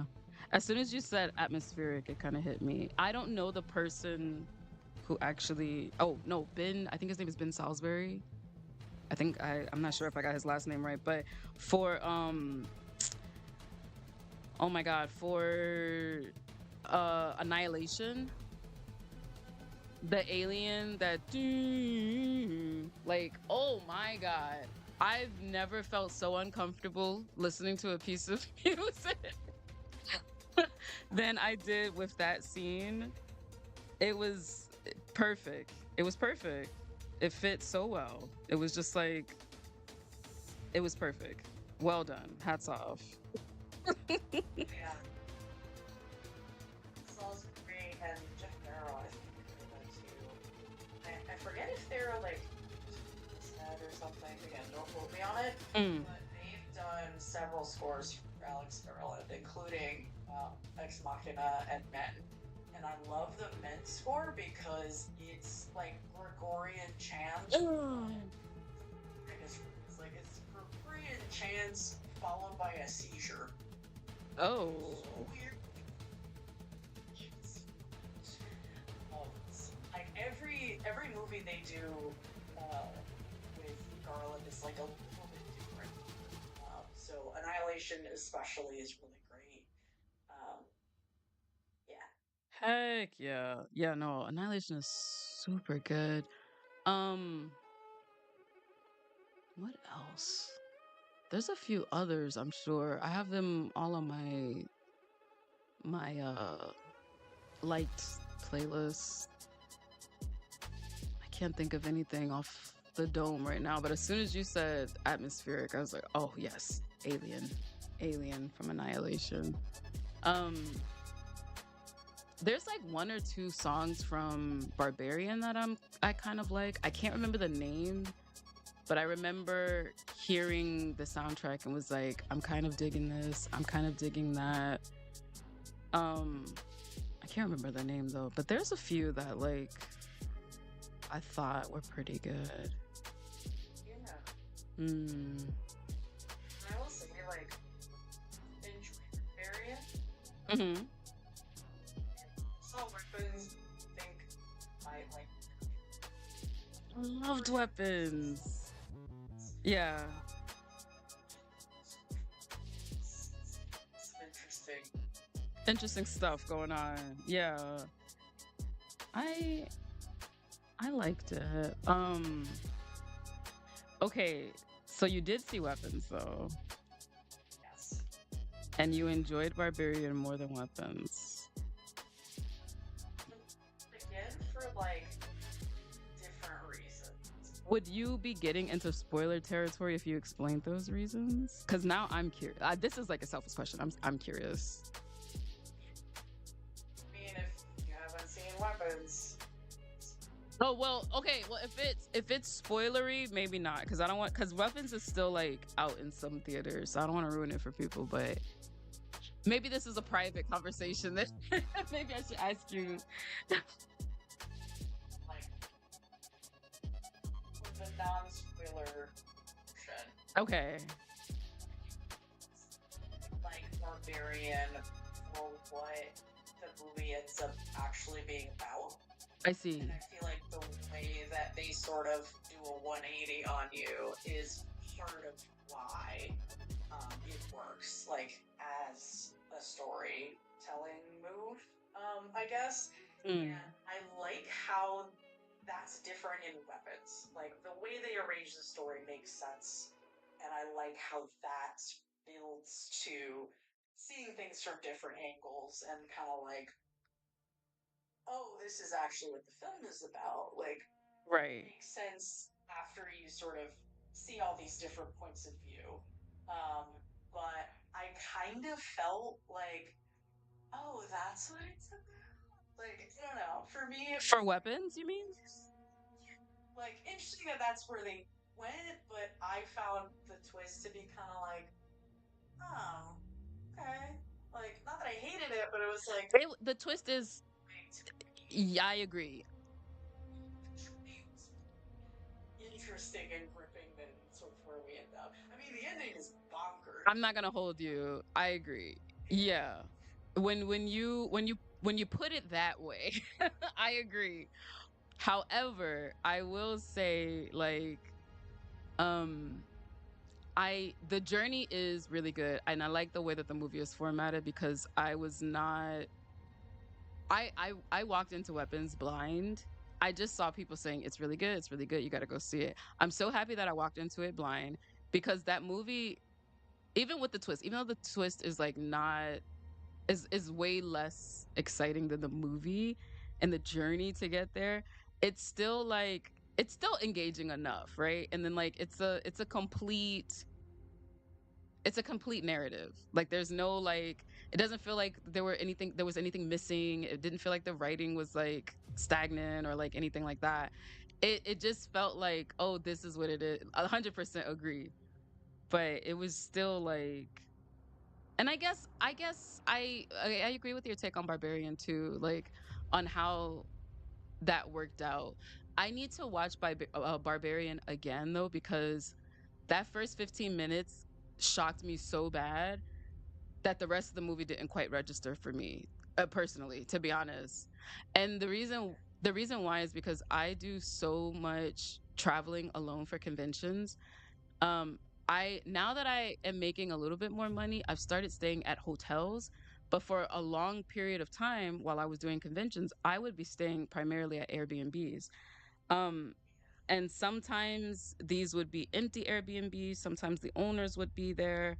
Um, and it was just like that shit just got too real for me, yo. And I couldn't focus on anything else. And I was like, whoa, whoa, bro. I can't whoa. It was super stressful. Yeah, so I was like I was still like processed first 15 minutes, probably like 30 minutes into the movie. And so I feel like I missed some stuff or it didn't sit with me for a bit. But I kind of agree with you. I kind of agree with you though. I really liked Weapons and I really liked how it was set up and how like you don't quite know what's happening. And then you do and then you're like, "Oh, that's crazy." But I don't know. I loved Weapons so much. You're J Lao, first time chatter. Welcome to the stream. Oh no, and they are hit with an ad as soon as they enter. Let me send them a message on the chat. Also, hold on, sorry. Let me not try to do two things at once because I cannot. Um, Shout out to J Lao. Thanks for coming. And just a reminder to everybody who is still in the chat, this is Mysto of Mysto Press. We are working on our one shots for the horror anthology Paroxysm. It is in its fifth volume. The theme is haunted. This is what we're working on now. Um, and the Kickstarter for it is out right now. It's available right now for you to back. Please check out the Kickstarter. If you are looking at this on a desktop, the QR code that is by my head this way is the it's will link you to the Kickstarter. Um and then I'm also posting in the chat where you can get to the Kickstarter to back it. It's a shorter Kickstarter than your typical 30 days. So please make sure that you guys back the Kickstarter. We're working really hard on it. And it's not just us. Uh it is it's not just us. It's how many other artists are on this, Misto? So besides both of us, about 13 of contributors. Yes. So like Misto said, 13 other contributors. So that's a lot of people, you know? So This is a group effort. Please check out the Kickstarter. Please support the Kickstarter, back the Kickstarter. And yeah, you'll be able to read these spooky, haunted stories. And the main campaign does end on the 17th, but if we are fully funded, late pledges will be enabled. The digital rewards and the physical copy of Volume 5 until October 31st. But there are some limited original um, art add-on rewards, including a super secret add-on that we are going to announce on the 12th, just to keep things interesting. Heck yeah. I don't even think I know what that add-on is. I'm not gonna hold y'all. I- oh, that's true. That's true. It's like, is this? They were like, no freaking way. So it's a really good one, and it's very limited. So for the last leg of the Kickstarter, we're gonna announce it, and hopefully it'll kind of help us to boost the the campaign funding. Because I was before the stream, I was telling Gigi like usually the middle part of crowdfunding sort of stagnates a little bit, but as we remind people of the campaign and if people follow the campaign page, they'll be notified when we're kind of wrapping things up. So that'll be an extra little thing to help with that. 100%, 100%. Okay, I'm working on some streamer stuff back here. Don't mind me, don't mind me. But yeah, anywho, yeah, you guys, please check out the Kickstarter. Please support it. Plenty of goodies. You're helping out a bunch of artists that are working on this, who have been working on this for the past, like, I think it's been a little over a year since you announced this, or roughly a year. Bless you. Last year, so this is usually a very long project, and because we have the most contributors, I wanted to make sure we give everybody enough time to get everything ready. Mm-hmm. So, oh, and the anthology is, I think, in its final form, will be about 150 pages of writing and comics, original stuff by marginalized and internet artists, lots of queer horror. So if you want to see more of that, you gotta back that Kickstarter. Heck yeah. Just making the stuff you want to see. Heck yeah, 100%. If you love horror, please check it out. I have posted the promo image on our on the main page, so you can see that. Please screenshot it, share it to your friends, share it to any other horror lovers that you know that are in your life. Yeah, share it on your socials, and please back the Kickstarter. Yeah, we are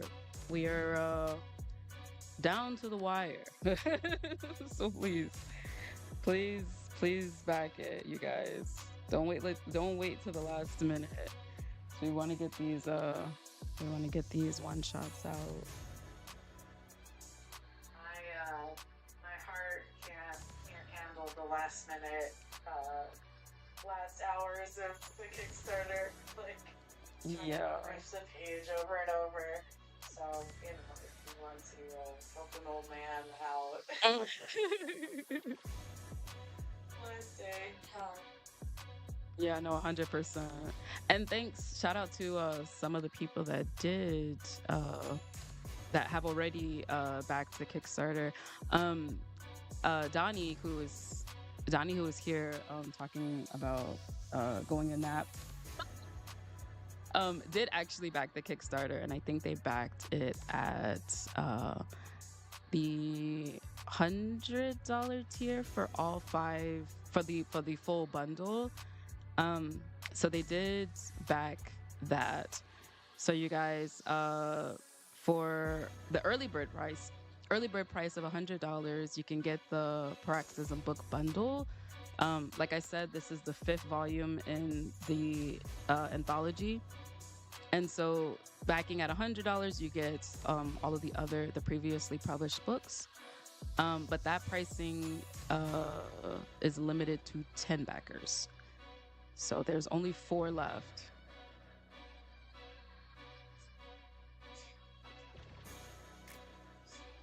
Oh, never mind. LOL, JK. Can still get bundles. They're just at like 125. So the early bird price is for the first week. Ah, If you want the all 5 physical volumes, Haunting Your Bookshelf, we have about 40 slots available until the 17th. that is true. My bad. I misspoke. My bad. But yeah, and if 125 is, is a little high for you, that is a-okay. There's still other levels that you can pledge at. So you can have a digital download, or you can have the physical book as well. So please show it some love as we continue to work on our things here for the And yeah. digital, all 5 books. $15 tier. Oh yes, that's true.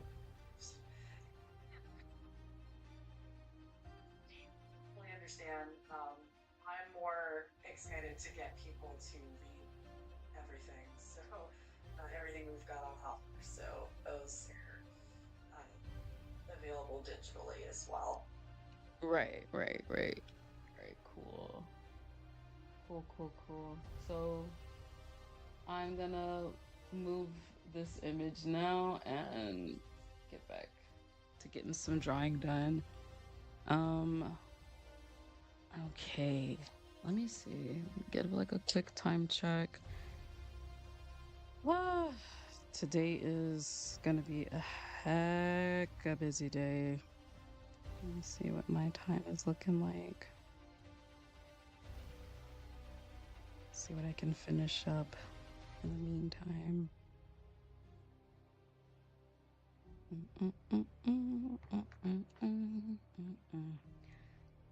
I'm trying to learn how to use these like digital assets, and I feel like it's not going as well as I would like it to go.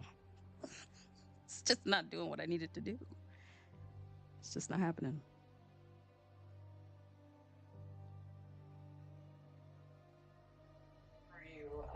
You use Clip Studio, right? Yeah, I'm using Clip Studio Paint, and it's just not like the angles that I set up is not what is taking for some reason. I don't know why. Oh, can you hear me? Yeah. Oh, okay. I heard like a Discord noise, and I was like, what's going on? Oh, okay, okay. Okay, cool, cool, cool, cool. Oh, did you know that on Twitch now you can stream together? So if you get a Twitch, we could stream together. That is a thing that we could do. No pressure though. It's one of those things I actually learn how to do it. Mm. Mm, And I could do more regular streams too, because Instagram Live, me and some of the contributors to Marxism mm. are hanging out and answering questions. So we can meet some of the other contributors that we've got. Yeah, Gigi and I were talking about doing some Twitch related streaming. So I'm glad that we were able to kind of figure out how that works. And, Heck yeah. Do you oh, actually, I have that information. I'm going to share your Instagram in the chat again. Copy link. Yeah, so I won't be able to make it, probably won't be able to make it to that live stream. But you guys, please check out Mysto's Instagram. Please follow them so that you can be notified for when they go live with some of our other contributors. Um, and yeah. Um, okay, I sent the links. The links are sent. Yeah, so definitely check out some of the rest of their stuff. And also check out the Kickstarter. Please back the Kickstarter. Yeah. This is how small press stays alive, you guys. miles up. 100%.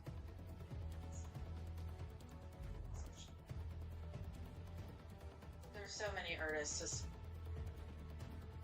please keep in mind, some of us were just literally one person doing a lot of things Mm, sort of behind the scenes. Definitely any support helps us be able to balance all of that and keep going. So 100%. 100%.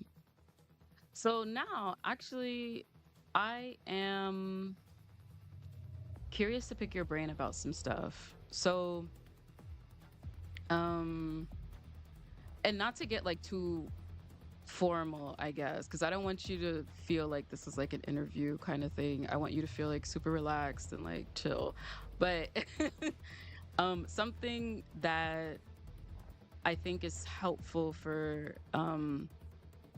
other creators to learn or to know, because I'm like very much in like the manga space and like the indie manga kind of like space. So I think it might be interesting for people to learn like how to get their own Kickstarters started. Um I think we were talking about this a little earlier that like I haven't created a Kickstarter yet. So even for me, and like I have an idea of how, and I have resources on like that I could take advantage of to like get it started and like, you know, whatever. But just kind of like an overview, if you could share that with like the rest of the chat, because I'm sure some people are interested, but they may just be at work and can't like fully engage the way they may want to. yeah. Okay.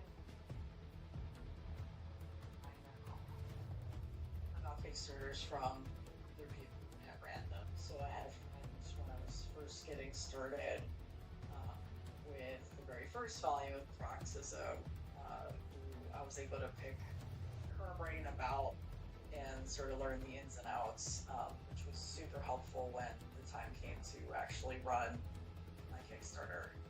So they have the cool thing about Kickstarter is that they have a lot of resources for like very specific things that you want Mm. to know how to do.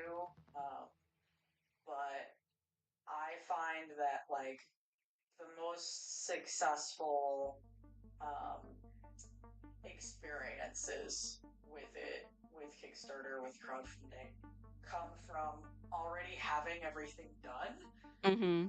before before you launch. Obviously, it's hypocritical of me to say that with the fact that I am still working on my comics. See, we're not talking about all that. That's fine. Nobody has to know. We're sweeping that under the rug. You want, as much done as possible because especially if you're a new creator or someone that, people haven't really backed before, you kind of want to develop a reputation as someone that like practices what they preach. So, in my case, it was helpful to sort of start out with that and be able to tell people, um, hey, I'm new to this, but I've I've got your back. If we have to update you on like fulfillment or things that may be beyond your control, like several years ago we had issues with like supply chain stuff, things that are Oh, like as long that's as you true. communicate simple part to kind of developing that trust with people who may not know you or may not be as familiar um, with your work or your sort of workflow, I guess, if that Mm. makes sense. But yeah, there's so much to a Kickstarter. But I think also sometimes when you see other people running campaigns, you might be inspired to like do a whole bunch of cool stuff because you see them sort of, um, offering really cool, unique things as rewards or as like just I don't know, like having really special things to offer or like really cool updates. And I think the most important thing is like just offer what you can and like do as good a job at that as you can because you will get lost in the weeds trying to offer like super cool add-ons or rewards or bonus things, and then before you know it, your Mm. campaign budget is like hella, not what you're expecting. So it That's a good that's a good is really point. for you to do that. So that's money that you have to use from the budget to, now I gotta ship a bunch of stuff, a bunch of add-ons, or now I gotta order pins or things like that. Whereas the main goal, if you're running a Kickstarter for a comic, I think is to make the comic and print the comic. So Right. sort of tempering expectations. Sure, if you have the ability to um, make something, bigger and better next time, like absolutely do that. But like if it's your first time, I think what people are most excited about will be to get, the main reward, which is like your comic or the main thing that you are advertising. So Yeah, no, that's a really, really good point. That's something that even for me I didn't think about because I'm like, oh, you can add like stretch goals and like stretch goal rewards and like that sounds like so much fun. And sometimes that's the way that my brain works. I'm just like, oh, that's like where the real fun is. But it's like, well, no, the point is to have the Kickstarter, like to kickstart the actual like comic, the work. And it's like, yeah, but stretch goals. So yeah, no, that's a really good point. To not get distracted by the stretchy goalness of it. this is my stretch goal is pay our creators more. So it's paid work and there's like a base rate for contributors, whether they're doing comics, like page or illustration, or page of writing, things like that. But the stretch goal is always like whatever goes over is a pay bump for everybody because I think that is kind of more. I don't know. I think it helps all of us, obviously, to get a lot more out of um, our work that we're putting into a book like this. And it also keeps things in check. Like, Mm, I'm not gonna, like, if we go crazy over our funding goal, I want to make sure that we're using those extra funds to like help support printing more books or printing, paying people more so we can kind of, I don't know. For me, it's a way of keeping that extra piece in check because sometimes if you get overfunded, I think people might get excited, like, oh, now I get to, maybe do this extra stuff that I didn't tell people I was gonna do, but like might be more cool Mm, for them to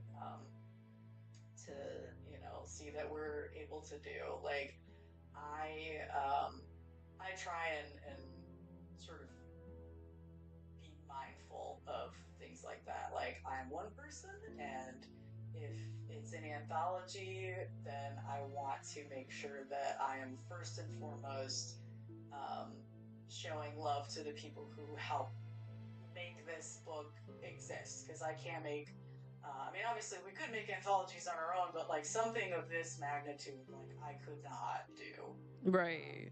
without contributors. So I've offered other rewards with other campaigns, but specifically with this one, it's always like let's pay our artists, let's show them some love. So Right, right. Yeah, no, that's fair. That's fair. 100%. But yeah, thanks for explaining that. Oops. I I'm doing stream things. So, thanks. doing stream things. Oh, this is how you okay, never mind. That's fine. Yeah. But yeah, no, thanks for explaining that. I it, Kickstarters are tricky to get into. And it seems like every time I talk to somebody who is running a Kickstarter, it seems like so much work. It seems um like that month is so dedicated to like making sure that everything is working, and then, you know, and then like I said, I get excited about like the stretch goal stuff, and it's like, "Oh, that's so like this is so cool and this thing and that." And but it's also like, yeah, that you don't want to get distracted with those things too. So, yeah, no, this is all good stuff. Um, but yeah, thanks for sharing. If you Is mhm. If you're a team of people, that's different. Like you can have other people doing more stuff to kind of help kickstart. Like this year, I have extra help with admin because it's a lot of people to wrangle, and it's usually just been me doing all the promo assets, all of the like stuff behind the scenes. And so, over the years, I'm like, let's get our contributors to, assist in other ways, like with PR and, editing and things like that. So that was really helpful. But go ahead. No, I'm listening. I think that that is useful information for chat, but also for me because I didn't even think about the extra shipping for some of those items. But I do know, I have heard that like having a team involved is I've heard that, but like I can imagine how helpful that would be. Um so that's also super nice to be able to have somebody to help like update anything that needs to be updated. Make any announcements that maybe need to be made, any emails that need to be sent out. So yeah, I think that that's super dope. Because it's wearing a lot of hats. Yeah. Just, and it's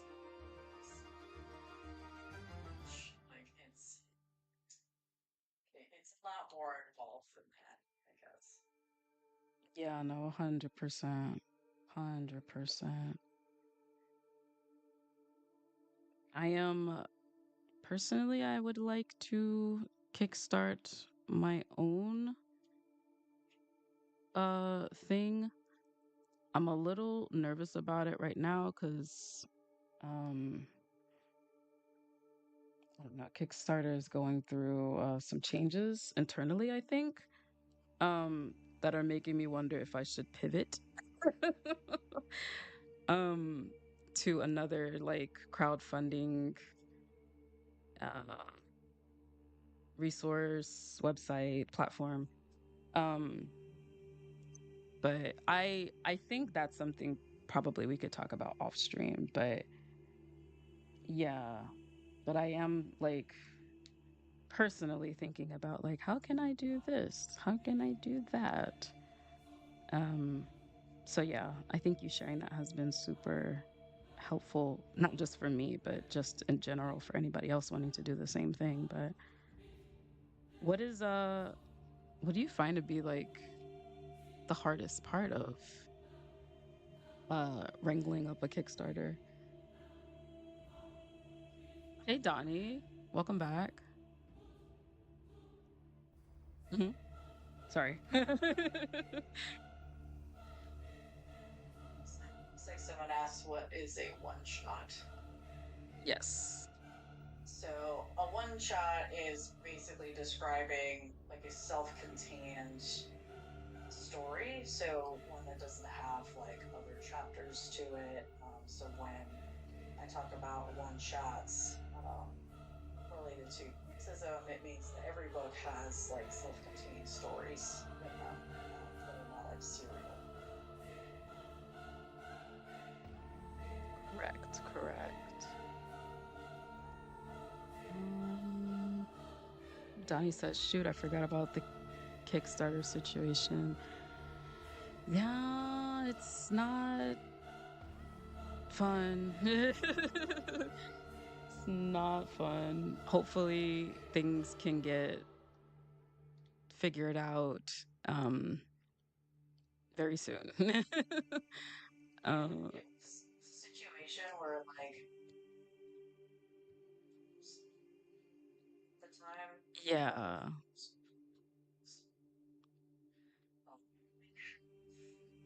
built-in audience already since I've been on the platform since 2019. Yeah. So it's like they really help push my project.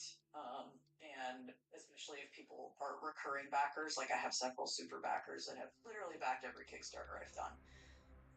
I It's kind of see. like it was more of a, well, it's not ideal, but at least people can already know where to find me, and have that sort of built-in audience instead of having to start from scratch on another platform. Right. But yeah, no, there are so many more platforms now than there used to be. So absolutely, like research what each one is, you know, what what their individual strengths are. I guess if you're Right. looking for an alternative, yeah. Have you ever used any of the alternatives personally? So I was hoping to use one, but I just haven't gotten around to it. So when I was considering what to use for Volume 5, it was like, let's research Thunder, let's research Record Kid. Mm, And yeah, so it's overall like the consensus at the time was like, well, I would have to kind of start from where we are now and it being like the fifth volume of something. Um, like having mm, that established audience was, but yeah, I mm. just need to get this up on YouTube on another platform. So consider if those would be cool for Mystic Press in the future. Right. Okay. That makes sense. No, that makes sense. Oops. Um, yeah, no, that makes plenty of sense. That's the hard thing about this kind of thing. Especially when like you have, like you said, like five established volumes, there's already like a loyal following. And like Kickstarter audiences tend to be quite loyal anyway. Um, Yeah, so yeah, I really need Kickstarter to get it together because like they have a good thing here. They need to just not, as RuPaul says, don't fuck it up. Cause you'd be affecting everybody, homie. Like don't So many people. Right. Yeah. So yeah, hopefully they can figure all the things out. But in on a lighter note, um when the Kickstarter gets funded, because it's positive vibes over here, y'all please back the Kickstarter. I'm gonna be adding the link into the chat again as we speak. But um once it gets funded, how are you planning to celebrate?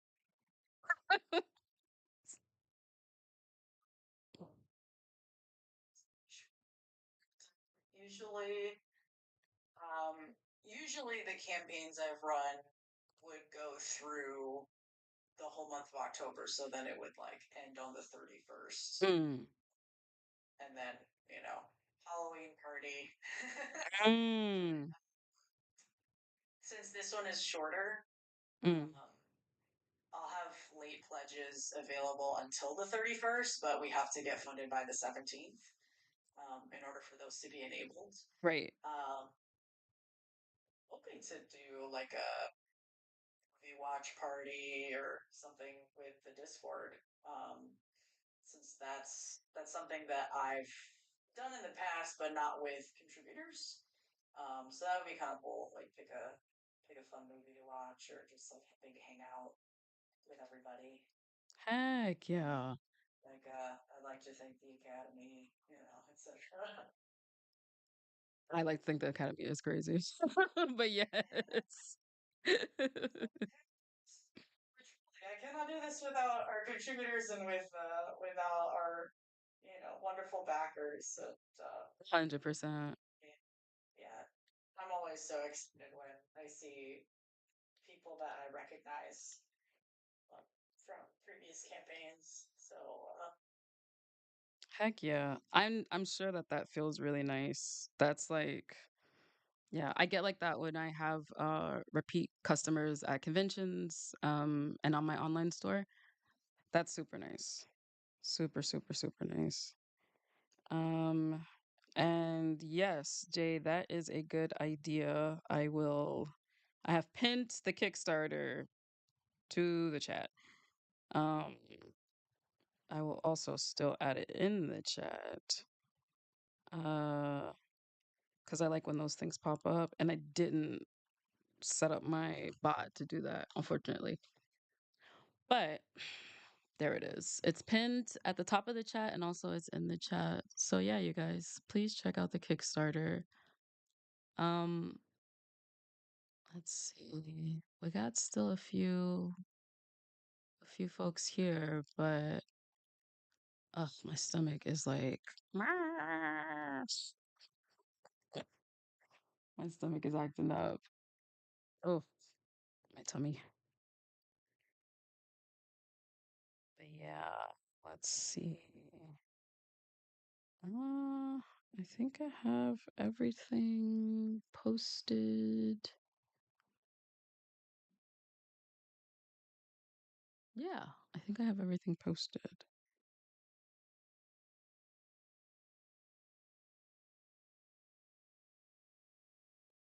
Oh, I think the music stopped. I was like, it's kind of quiet. It did. Okay, let me play the music again. Gotta take care of the tummy. The tummy is tummying. I think it's just I didn't have enough to eat yet. when I um when I get off stream, I will eat properly.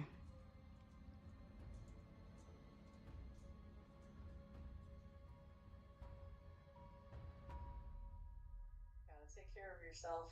It's easier said than done. That is 100% true.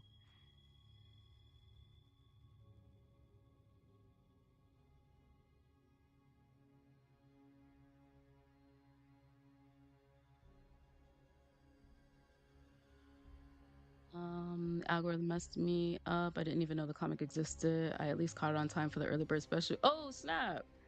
Yeah, thanks so much, Donnie.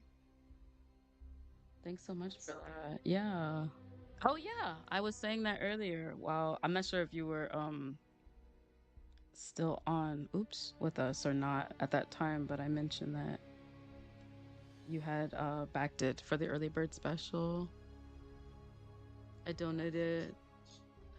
Hope you all make your goal. Thank you so much, Jay. We all really appreciate that. Um as Misto said earlier, it is 13 of us on here. So we are really really looking for some support. Um 14 including me. 14 including Misto. 14 people. Misto has to also eat and be paid for their labor. That That would be nice. would be nice. Like, giving love to everybody involved. 100%, 100%. But also, like, we would also like you to be around to organize the sixth anthology. So, yes. So you too would need to For be sure. paid. Yeah. So 14 people in total are working on this project. So please share, um, please support, please back the Kickstarter. We would all greatly appreciate it. And that is also what we are working on currently. Um, and again, there's going to be a bunch of other live streams happening this week, right, Misto? Yes, we are doing an Instagram live tomorrow night from 7 to 9 Eastern Standard Time. Mm, And some of our other contributors will be on, and you can hang out with us and ask questions. And it should be a good time overall. word, word. And I'm sending your IG into the chat again so that people Awesome. can both follow you and also keep up with the streams, the IG streams, because unfortunately I will not be in those IG streams. As y'all know, it's New York Comic Con. Um, it's gonna be a little busy on my end. But that doesn't mean that y'all can't go and support Misto too. They are a fellow horror person and a collaborator, so please go check them out. Um, and check out some of the other collaborators that we have on the Kickstarter. Absolutely. Yeah. And the full list of names is obviously on the campaign page. But, I am really excited for some of our new contributors, including Gigi. Mm, But we also have some artists that have contributed to previous books. So every book, I think there's at least a few people who return to do new work. So, who's been around the longest? um, hmm, probably my sister. Ah, okay. And Kristen, so I think she's been uh, able to get something made for all 5 books so far. Um, and so this year she's got a sort of nursery rhyme of a haunted entity called the Scrumbler that Oh, scrumbles people. And I did the illustration for that. It was really cool to kind of come up with what the Scrumbler looks like. But Scrumbler. we also have uh, a few other returning people. Danielle Drake, who does a lot of really cool paranormal sort of meta narrative work, has a really interesting 10-page piece that's I believe I don't know if it's lino print or wood print, but it's illustration work along with I know that they carved, like hand carved the lettering that went with it, and it has to do with an experience of from their childhood of seeing their dead grandmother. Um, Oh. it's very existential, but it's really cool. Oh, damn. And yeah, Got it, got it. So yeah, this gets it goes places, y'all. Go go back to Kickstarter. It's going yeah, places.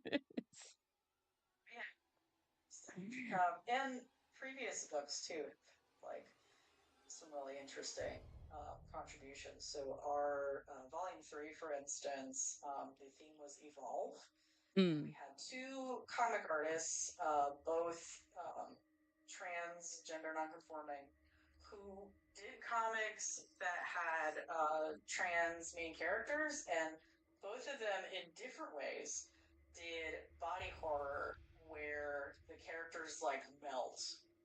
And it's cool Mm. because they're both totally different comics, but like the idea uh, that particular aspect was shared among them. Like neither of them really knew what the other was working on.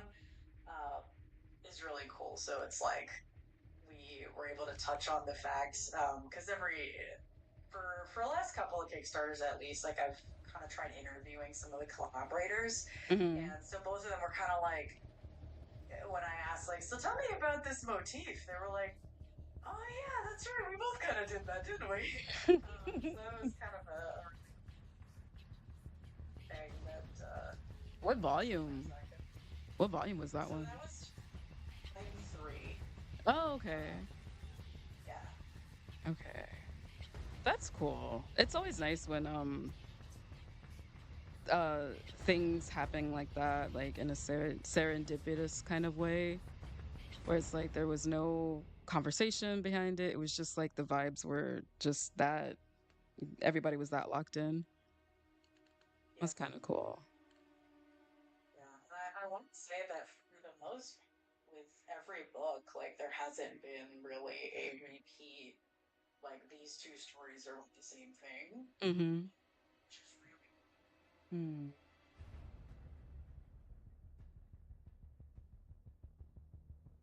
Let's see. Oh, you know what I realized? This guy should probably have a.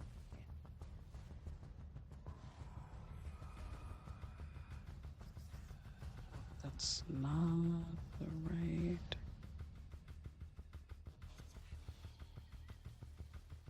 Okay, I'm getting into the weeds. I'm struggling with the background on this one. I may have to like redo this at some point. I think everything else is coming around. yeah. I'm trying to. I'm struggling with the middle part of this page. Like I probably need to change the layout of it again. Because I know what I want, and sometimes it takes a while to be like, okay, how do I actually show it though? Yeah. Like, what's the best route for that? Yeah, That's the hard part about making comics. among all the other things that are hard. Yeah, 100%.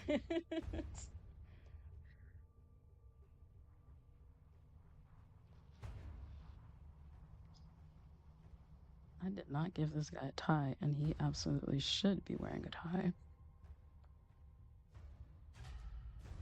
Yeah. Okay.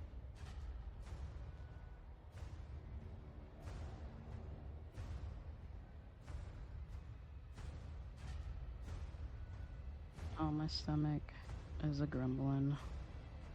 Also, I don't know if anyone can see my layers, but please ignore the absolute chaos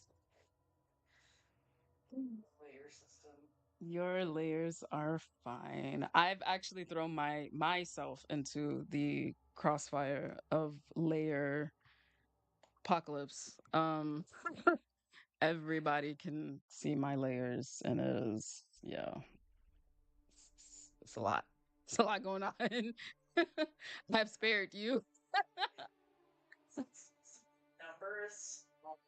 I know I've forgotten to label everything, and so I'm just like, oh no, where are we? That's the nice thing about Clip Studio Paint is that you can use color to do all the things. So just at a glance, you know where you're at. But as I've gotten more comfortable with Clip Studio Paint, even that I don't like I ended up just like not using the color system. I have it on some of the layers, but that was because I worked on this a little earlier. Um and was like as I was still like learning how to use CSP. But now it's like I know where everything is. It's fine. It's all laid out in the same. How did you guys learn about how to tone in CSP? For some reason, I'm still struggling with that. I honestly, I like was messing around on YouTube, um, messing around in Clip Studio Paint, and then uh my friend Opal Lines was kind enough to give me like a personal lesson on Discord about how to like intro to kind of CSP. Um so I think she had went further into toning. So that's kind of how I figured it out. And the nice thing about CSP is they have different ways to approach toning. There's no like one right way to do it.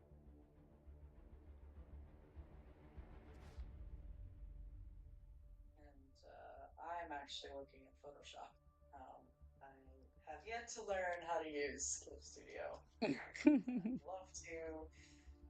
love to have the time to do it. Um, but there are some really cool toner brushes I found. Mm. So I've incorporated into my flow. So that probably doesn't answer your question though. So But it is felt. It is felt. Making that like transition over is kind of difficult. I was very nervous to get into Clip Studio Paint at first, but it's it's really useful. It's a really useful program. I will say though, as far as lettering goes, Photoshop is a far superior program. um, oh, Clip Studio, the way that you letter in theory sounds like it's a good idea. In practice, it's a horrible idea. That leads to a lot of inconsistent lettering. Um, so you know how like you copy and paste over an image in Photoshop, and like you can like the way that like even now, right? The way that you have like something transformed, and you can like squeeze it up and down, like squish and squash it, and like pull it and bring it out of form. That's how you letter in CSP. So if you want your font to be taller, you just pull it up because it's in a transform box. If you want it to be wider, you just pull it to the side because it's in a transform box. And that sounds like a good idea, but it's not. Because uh it just makes things it can just make things very inconsistent, and it's just like ew. I don't think that uh then you have to like double check like the consistency in your lettering, and it's just like it just turns into a mess. So I don't love it, to be honest. Um but everything else in Clip Studio Paint I love. So, you know, there has to be one there's got to be something, I guess, right? Yeah. It's always something. This is done. That is done. I just clicked that. Close that up over here.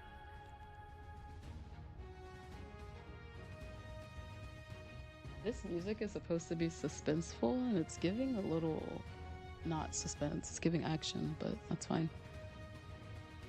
Oh, I hate when I forget to label, never use the color function. I have to do that. Morgan, do you also use Clip Studio Paint? You do, right? I feel like you mentioned that in a stream before. It is very adventurous. It's supposed to be suspensory, not adventurous. It's called Adventures. Maiden Voyage. That's appropriate. That's fine. We'll be in Adventure World for a sec. Yeah, Donnie, that was super sweet of Opal. Opal's great. I love her.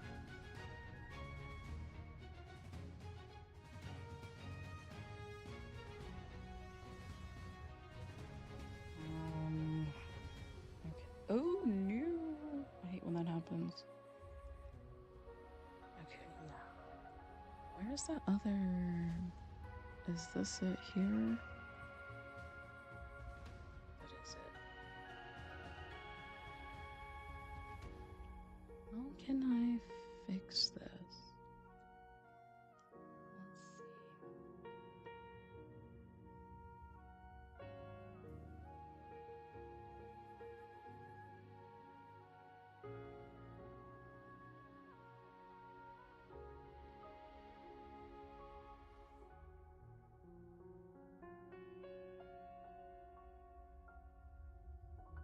Hmm.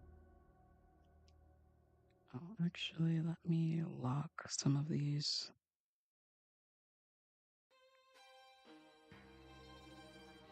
First. Okay. I'm still trying to figure out, like, that's not what I meant to do. How to, like, maneuver in Clip Studio Paint with some of the backgrounds. And it's like, it's overwhelming in a good way, but it's still overwhelming, you know? How long have you been working in it? I might have to redraw this. Not long. I started this year. So, you know, it's still a ways to go. Still trying to figure out how to do the things. What I should have done is I should have, I don't know how to get rid of this window. How do we do that? And if I delete it, it'll delete the whole thing, right? I don't want to do that. No. I'm gonna have to get to some tutorials. Oh no! Some tutorials on this to figure out what I'm doing, right or wrong. Mhm. I feel encouraged by the fact that Clip Studio has so many like tutorials and guides, which you think would make me like actually sit down and learn it already. It's hard, dude. I can't even hold you. Like, because it looks like it's the same like what the, I don't know if you know of like DaVinci Resolve or not, but like it's not. It's kind of scary to like jump into a new program. You have to learn all these things, and like the interfaces look like freaking like spaceship controls. It's a lot going on. So it's like, what do I do? What am I doing? Um so yeah, it's a lot.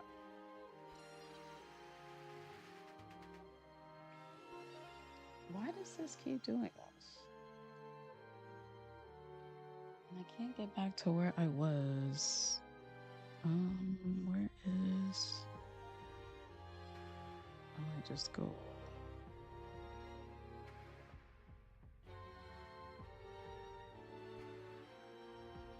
Just delete this for now.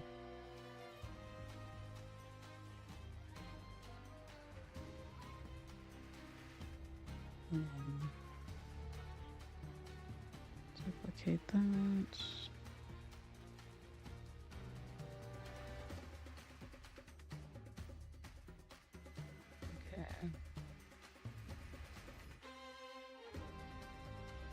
I do. I primarily use CSP. Okay.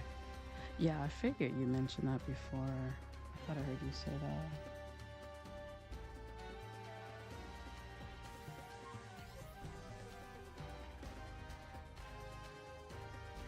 I wonder if I could just switch this over.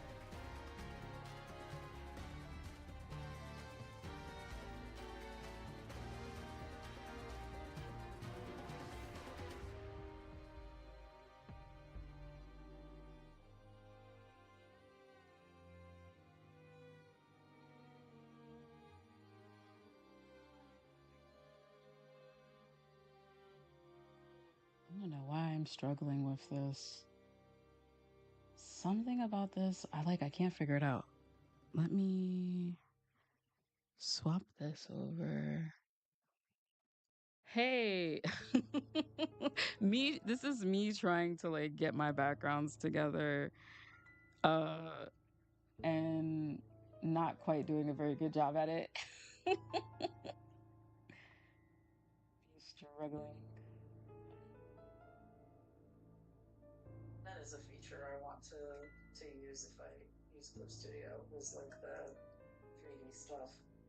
Yeah, the 3D backgrounds are super helpful, but it's the learning how to maneuver in 3D space that is a little tricky for me.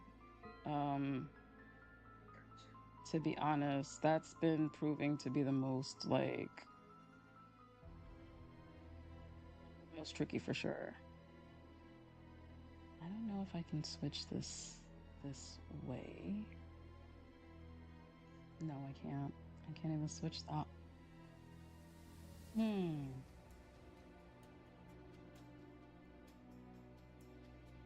I may just have to do this over. Let me get my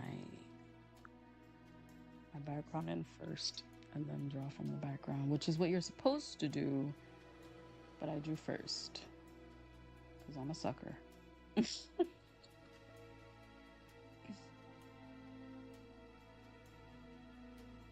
Okay.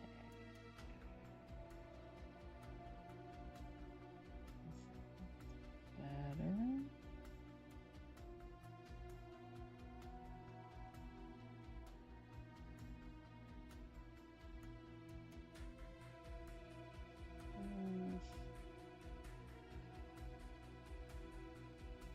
Okay, we're getting there. I can always change my speech bubble. That's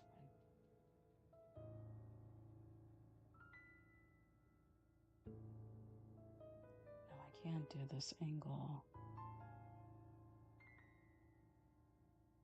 Man, the amount of like gymnastics I'm trying to reach for this to like work is kind of crazy. We're getting there. We're getting there. It's getting got, but It's gonna get tough. it's gonna get that. Oh, okay. Did you check Discord? Me? Yeah. Okay. Once I started CSP, I couldn't stop. I still use Photoshop, just less often. These streams are very inspiring. Seeing the work encourages me to work myself. Heck yeah. I also feel that. Also, Day, welcome back. Ads Limo is not a place that we want you to be at.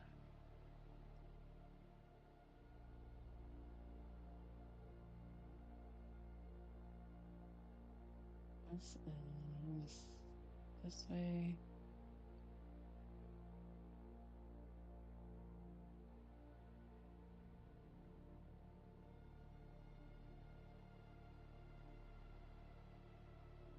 Here. Oh man, my stomach is really like being a brat. It's telling you. Yeah. Is this like This isn't quite the angle that I had in mind, but it's making sense in space, in the space of this, so I may have to follow suit of that. Yeah, let's do that. That's working. And then I'll have to just draw over this.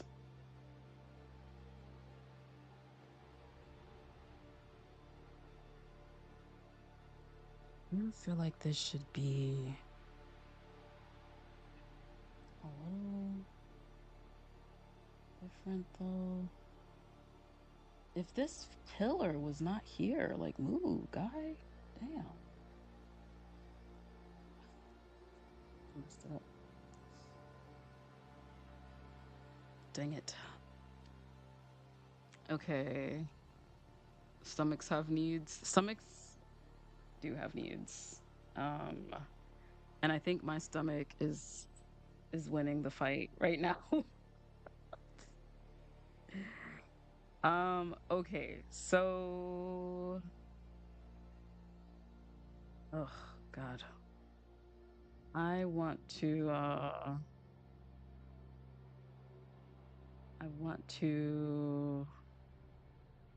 kind of reiterate what is happening here, but kind of start winding down, if that's okay with you, Mysto. Sure. We are at I think we're at the 3 hour mark, actually. Oh, Yeah. So, oh, yeah, in the zone, yo, in the zone. Um, but before that starts, before we start wrapping up, let me make sure I've saved number one. Um,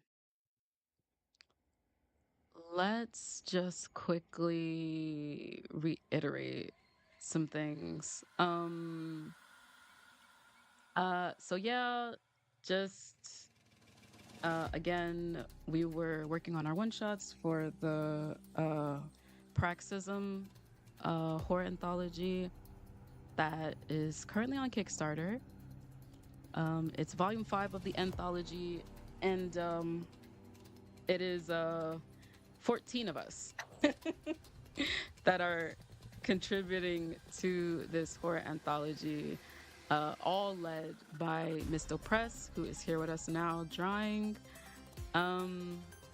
Mysto, do you have any last words to tell everybody as we start wrapping up?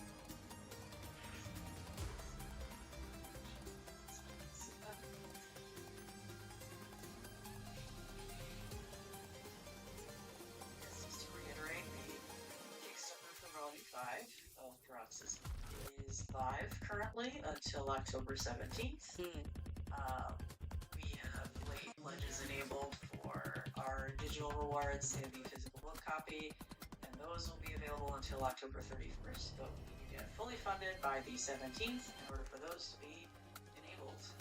There's a secret add-on reward announcement on the 12th. We'll be streaming on Instagram, and a few of our other contributors will be streaming on Instagram live tomorrow night. And yeah, we are really excited to collaborate with Gigi for this year's book. And thank you to those who have already supported us. You can find all of my work at mystopress.com, mystopress on Instagram, and check out my other comics, my other work, what the content of the previous 4 volumes of Paroxysm look like to give you an idea of what's in store with. And yeah, like Gigi said, we're working on one shots that we're trying to finish for this book, because I like to have one that I make in each book, outside of just doing the crowdfunding and the wrangling of contributors and such. So yeah, let's see here. Heck yeah. And I added your Instagram to the chat again. So you guys, please check out Mysto's Instagram. Like they said, they're going to be going live on Insta with the other collaborators for the project. Um, so please go and check it out, and please back the Kickstarter. There's only a few days left. It's very anxiety inducing to be sort of, almost there, and it's like in the tradition of Kickstarters, it typically doesn't back until like the last few. Yeah, we're in that between limbo. Oh yes, you have gone off from hang on. Oh, I'm using the wrong mouse. I'm tripping. Um you've closed the stream. There you go. Oh, look at that face. Oh. So yeah, yeah, we have yeah, it's in the limbo stage right now. So please check out the Kickstarter, share it with the homies. Um, and yeah. Is there anything else you'd like to say, Misto, to all the people that are watching? Just thank you, Gigi, for having me on this stream. I hope someday to do more on Twitch and the like. But meanwhile, I'll just be chipping away at this comic and working on our announcements and such. If you want to see more queer horror, marginalized artists making horror, um, please support them. We are, a growing, I guess, growing invisibility is not the right term, but like Mm, we are, it feels small appropriate people. for Yeah, times. people see these things grow and continue. So, yeah, that should be everything. Mm, that sounds good to me. So, yeah, you guys, we are gonna head on out. And I will try to keep y'all all updated. I'm also planning to get back on the streams more consistent as well. As you see, the setup is set up. The problem is my schedule is all over the place, but I will hopefully see y'all guys next week. But stay tuned on my socials to know when that'll be happening. And again, check in with Misto's socials to see when those lives happen as well. Thank you so much, you guys. I am gonna close us out. Um, so yeah. Thank you so much. Love ya. Bye.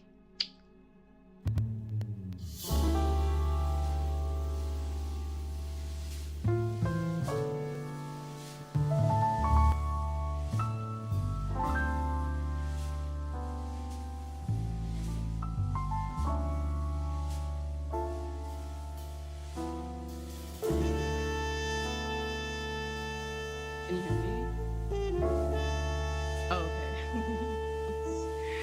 Busted. Just checking to see that both things ended. So I was like, okay. Yeah, no. It's ended. That was fun.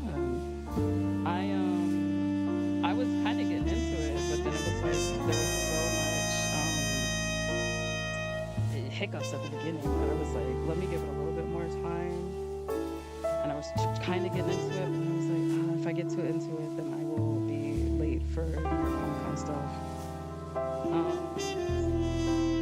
Were you just like attending or doing others? Just attending, just hanging out. I am going to the Harveys tonight, but that's later. That's much later. So, but I did want to go there earlier because I wanted to pick something up from the Biz booth.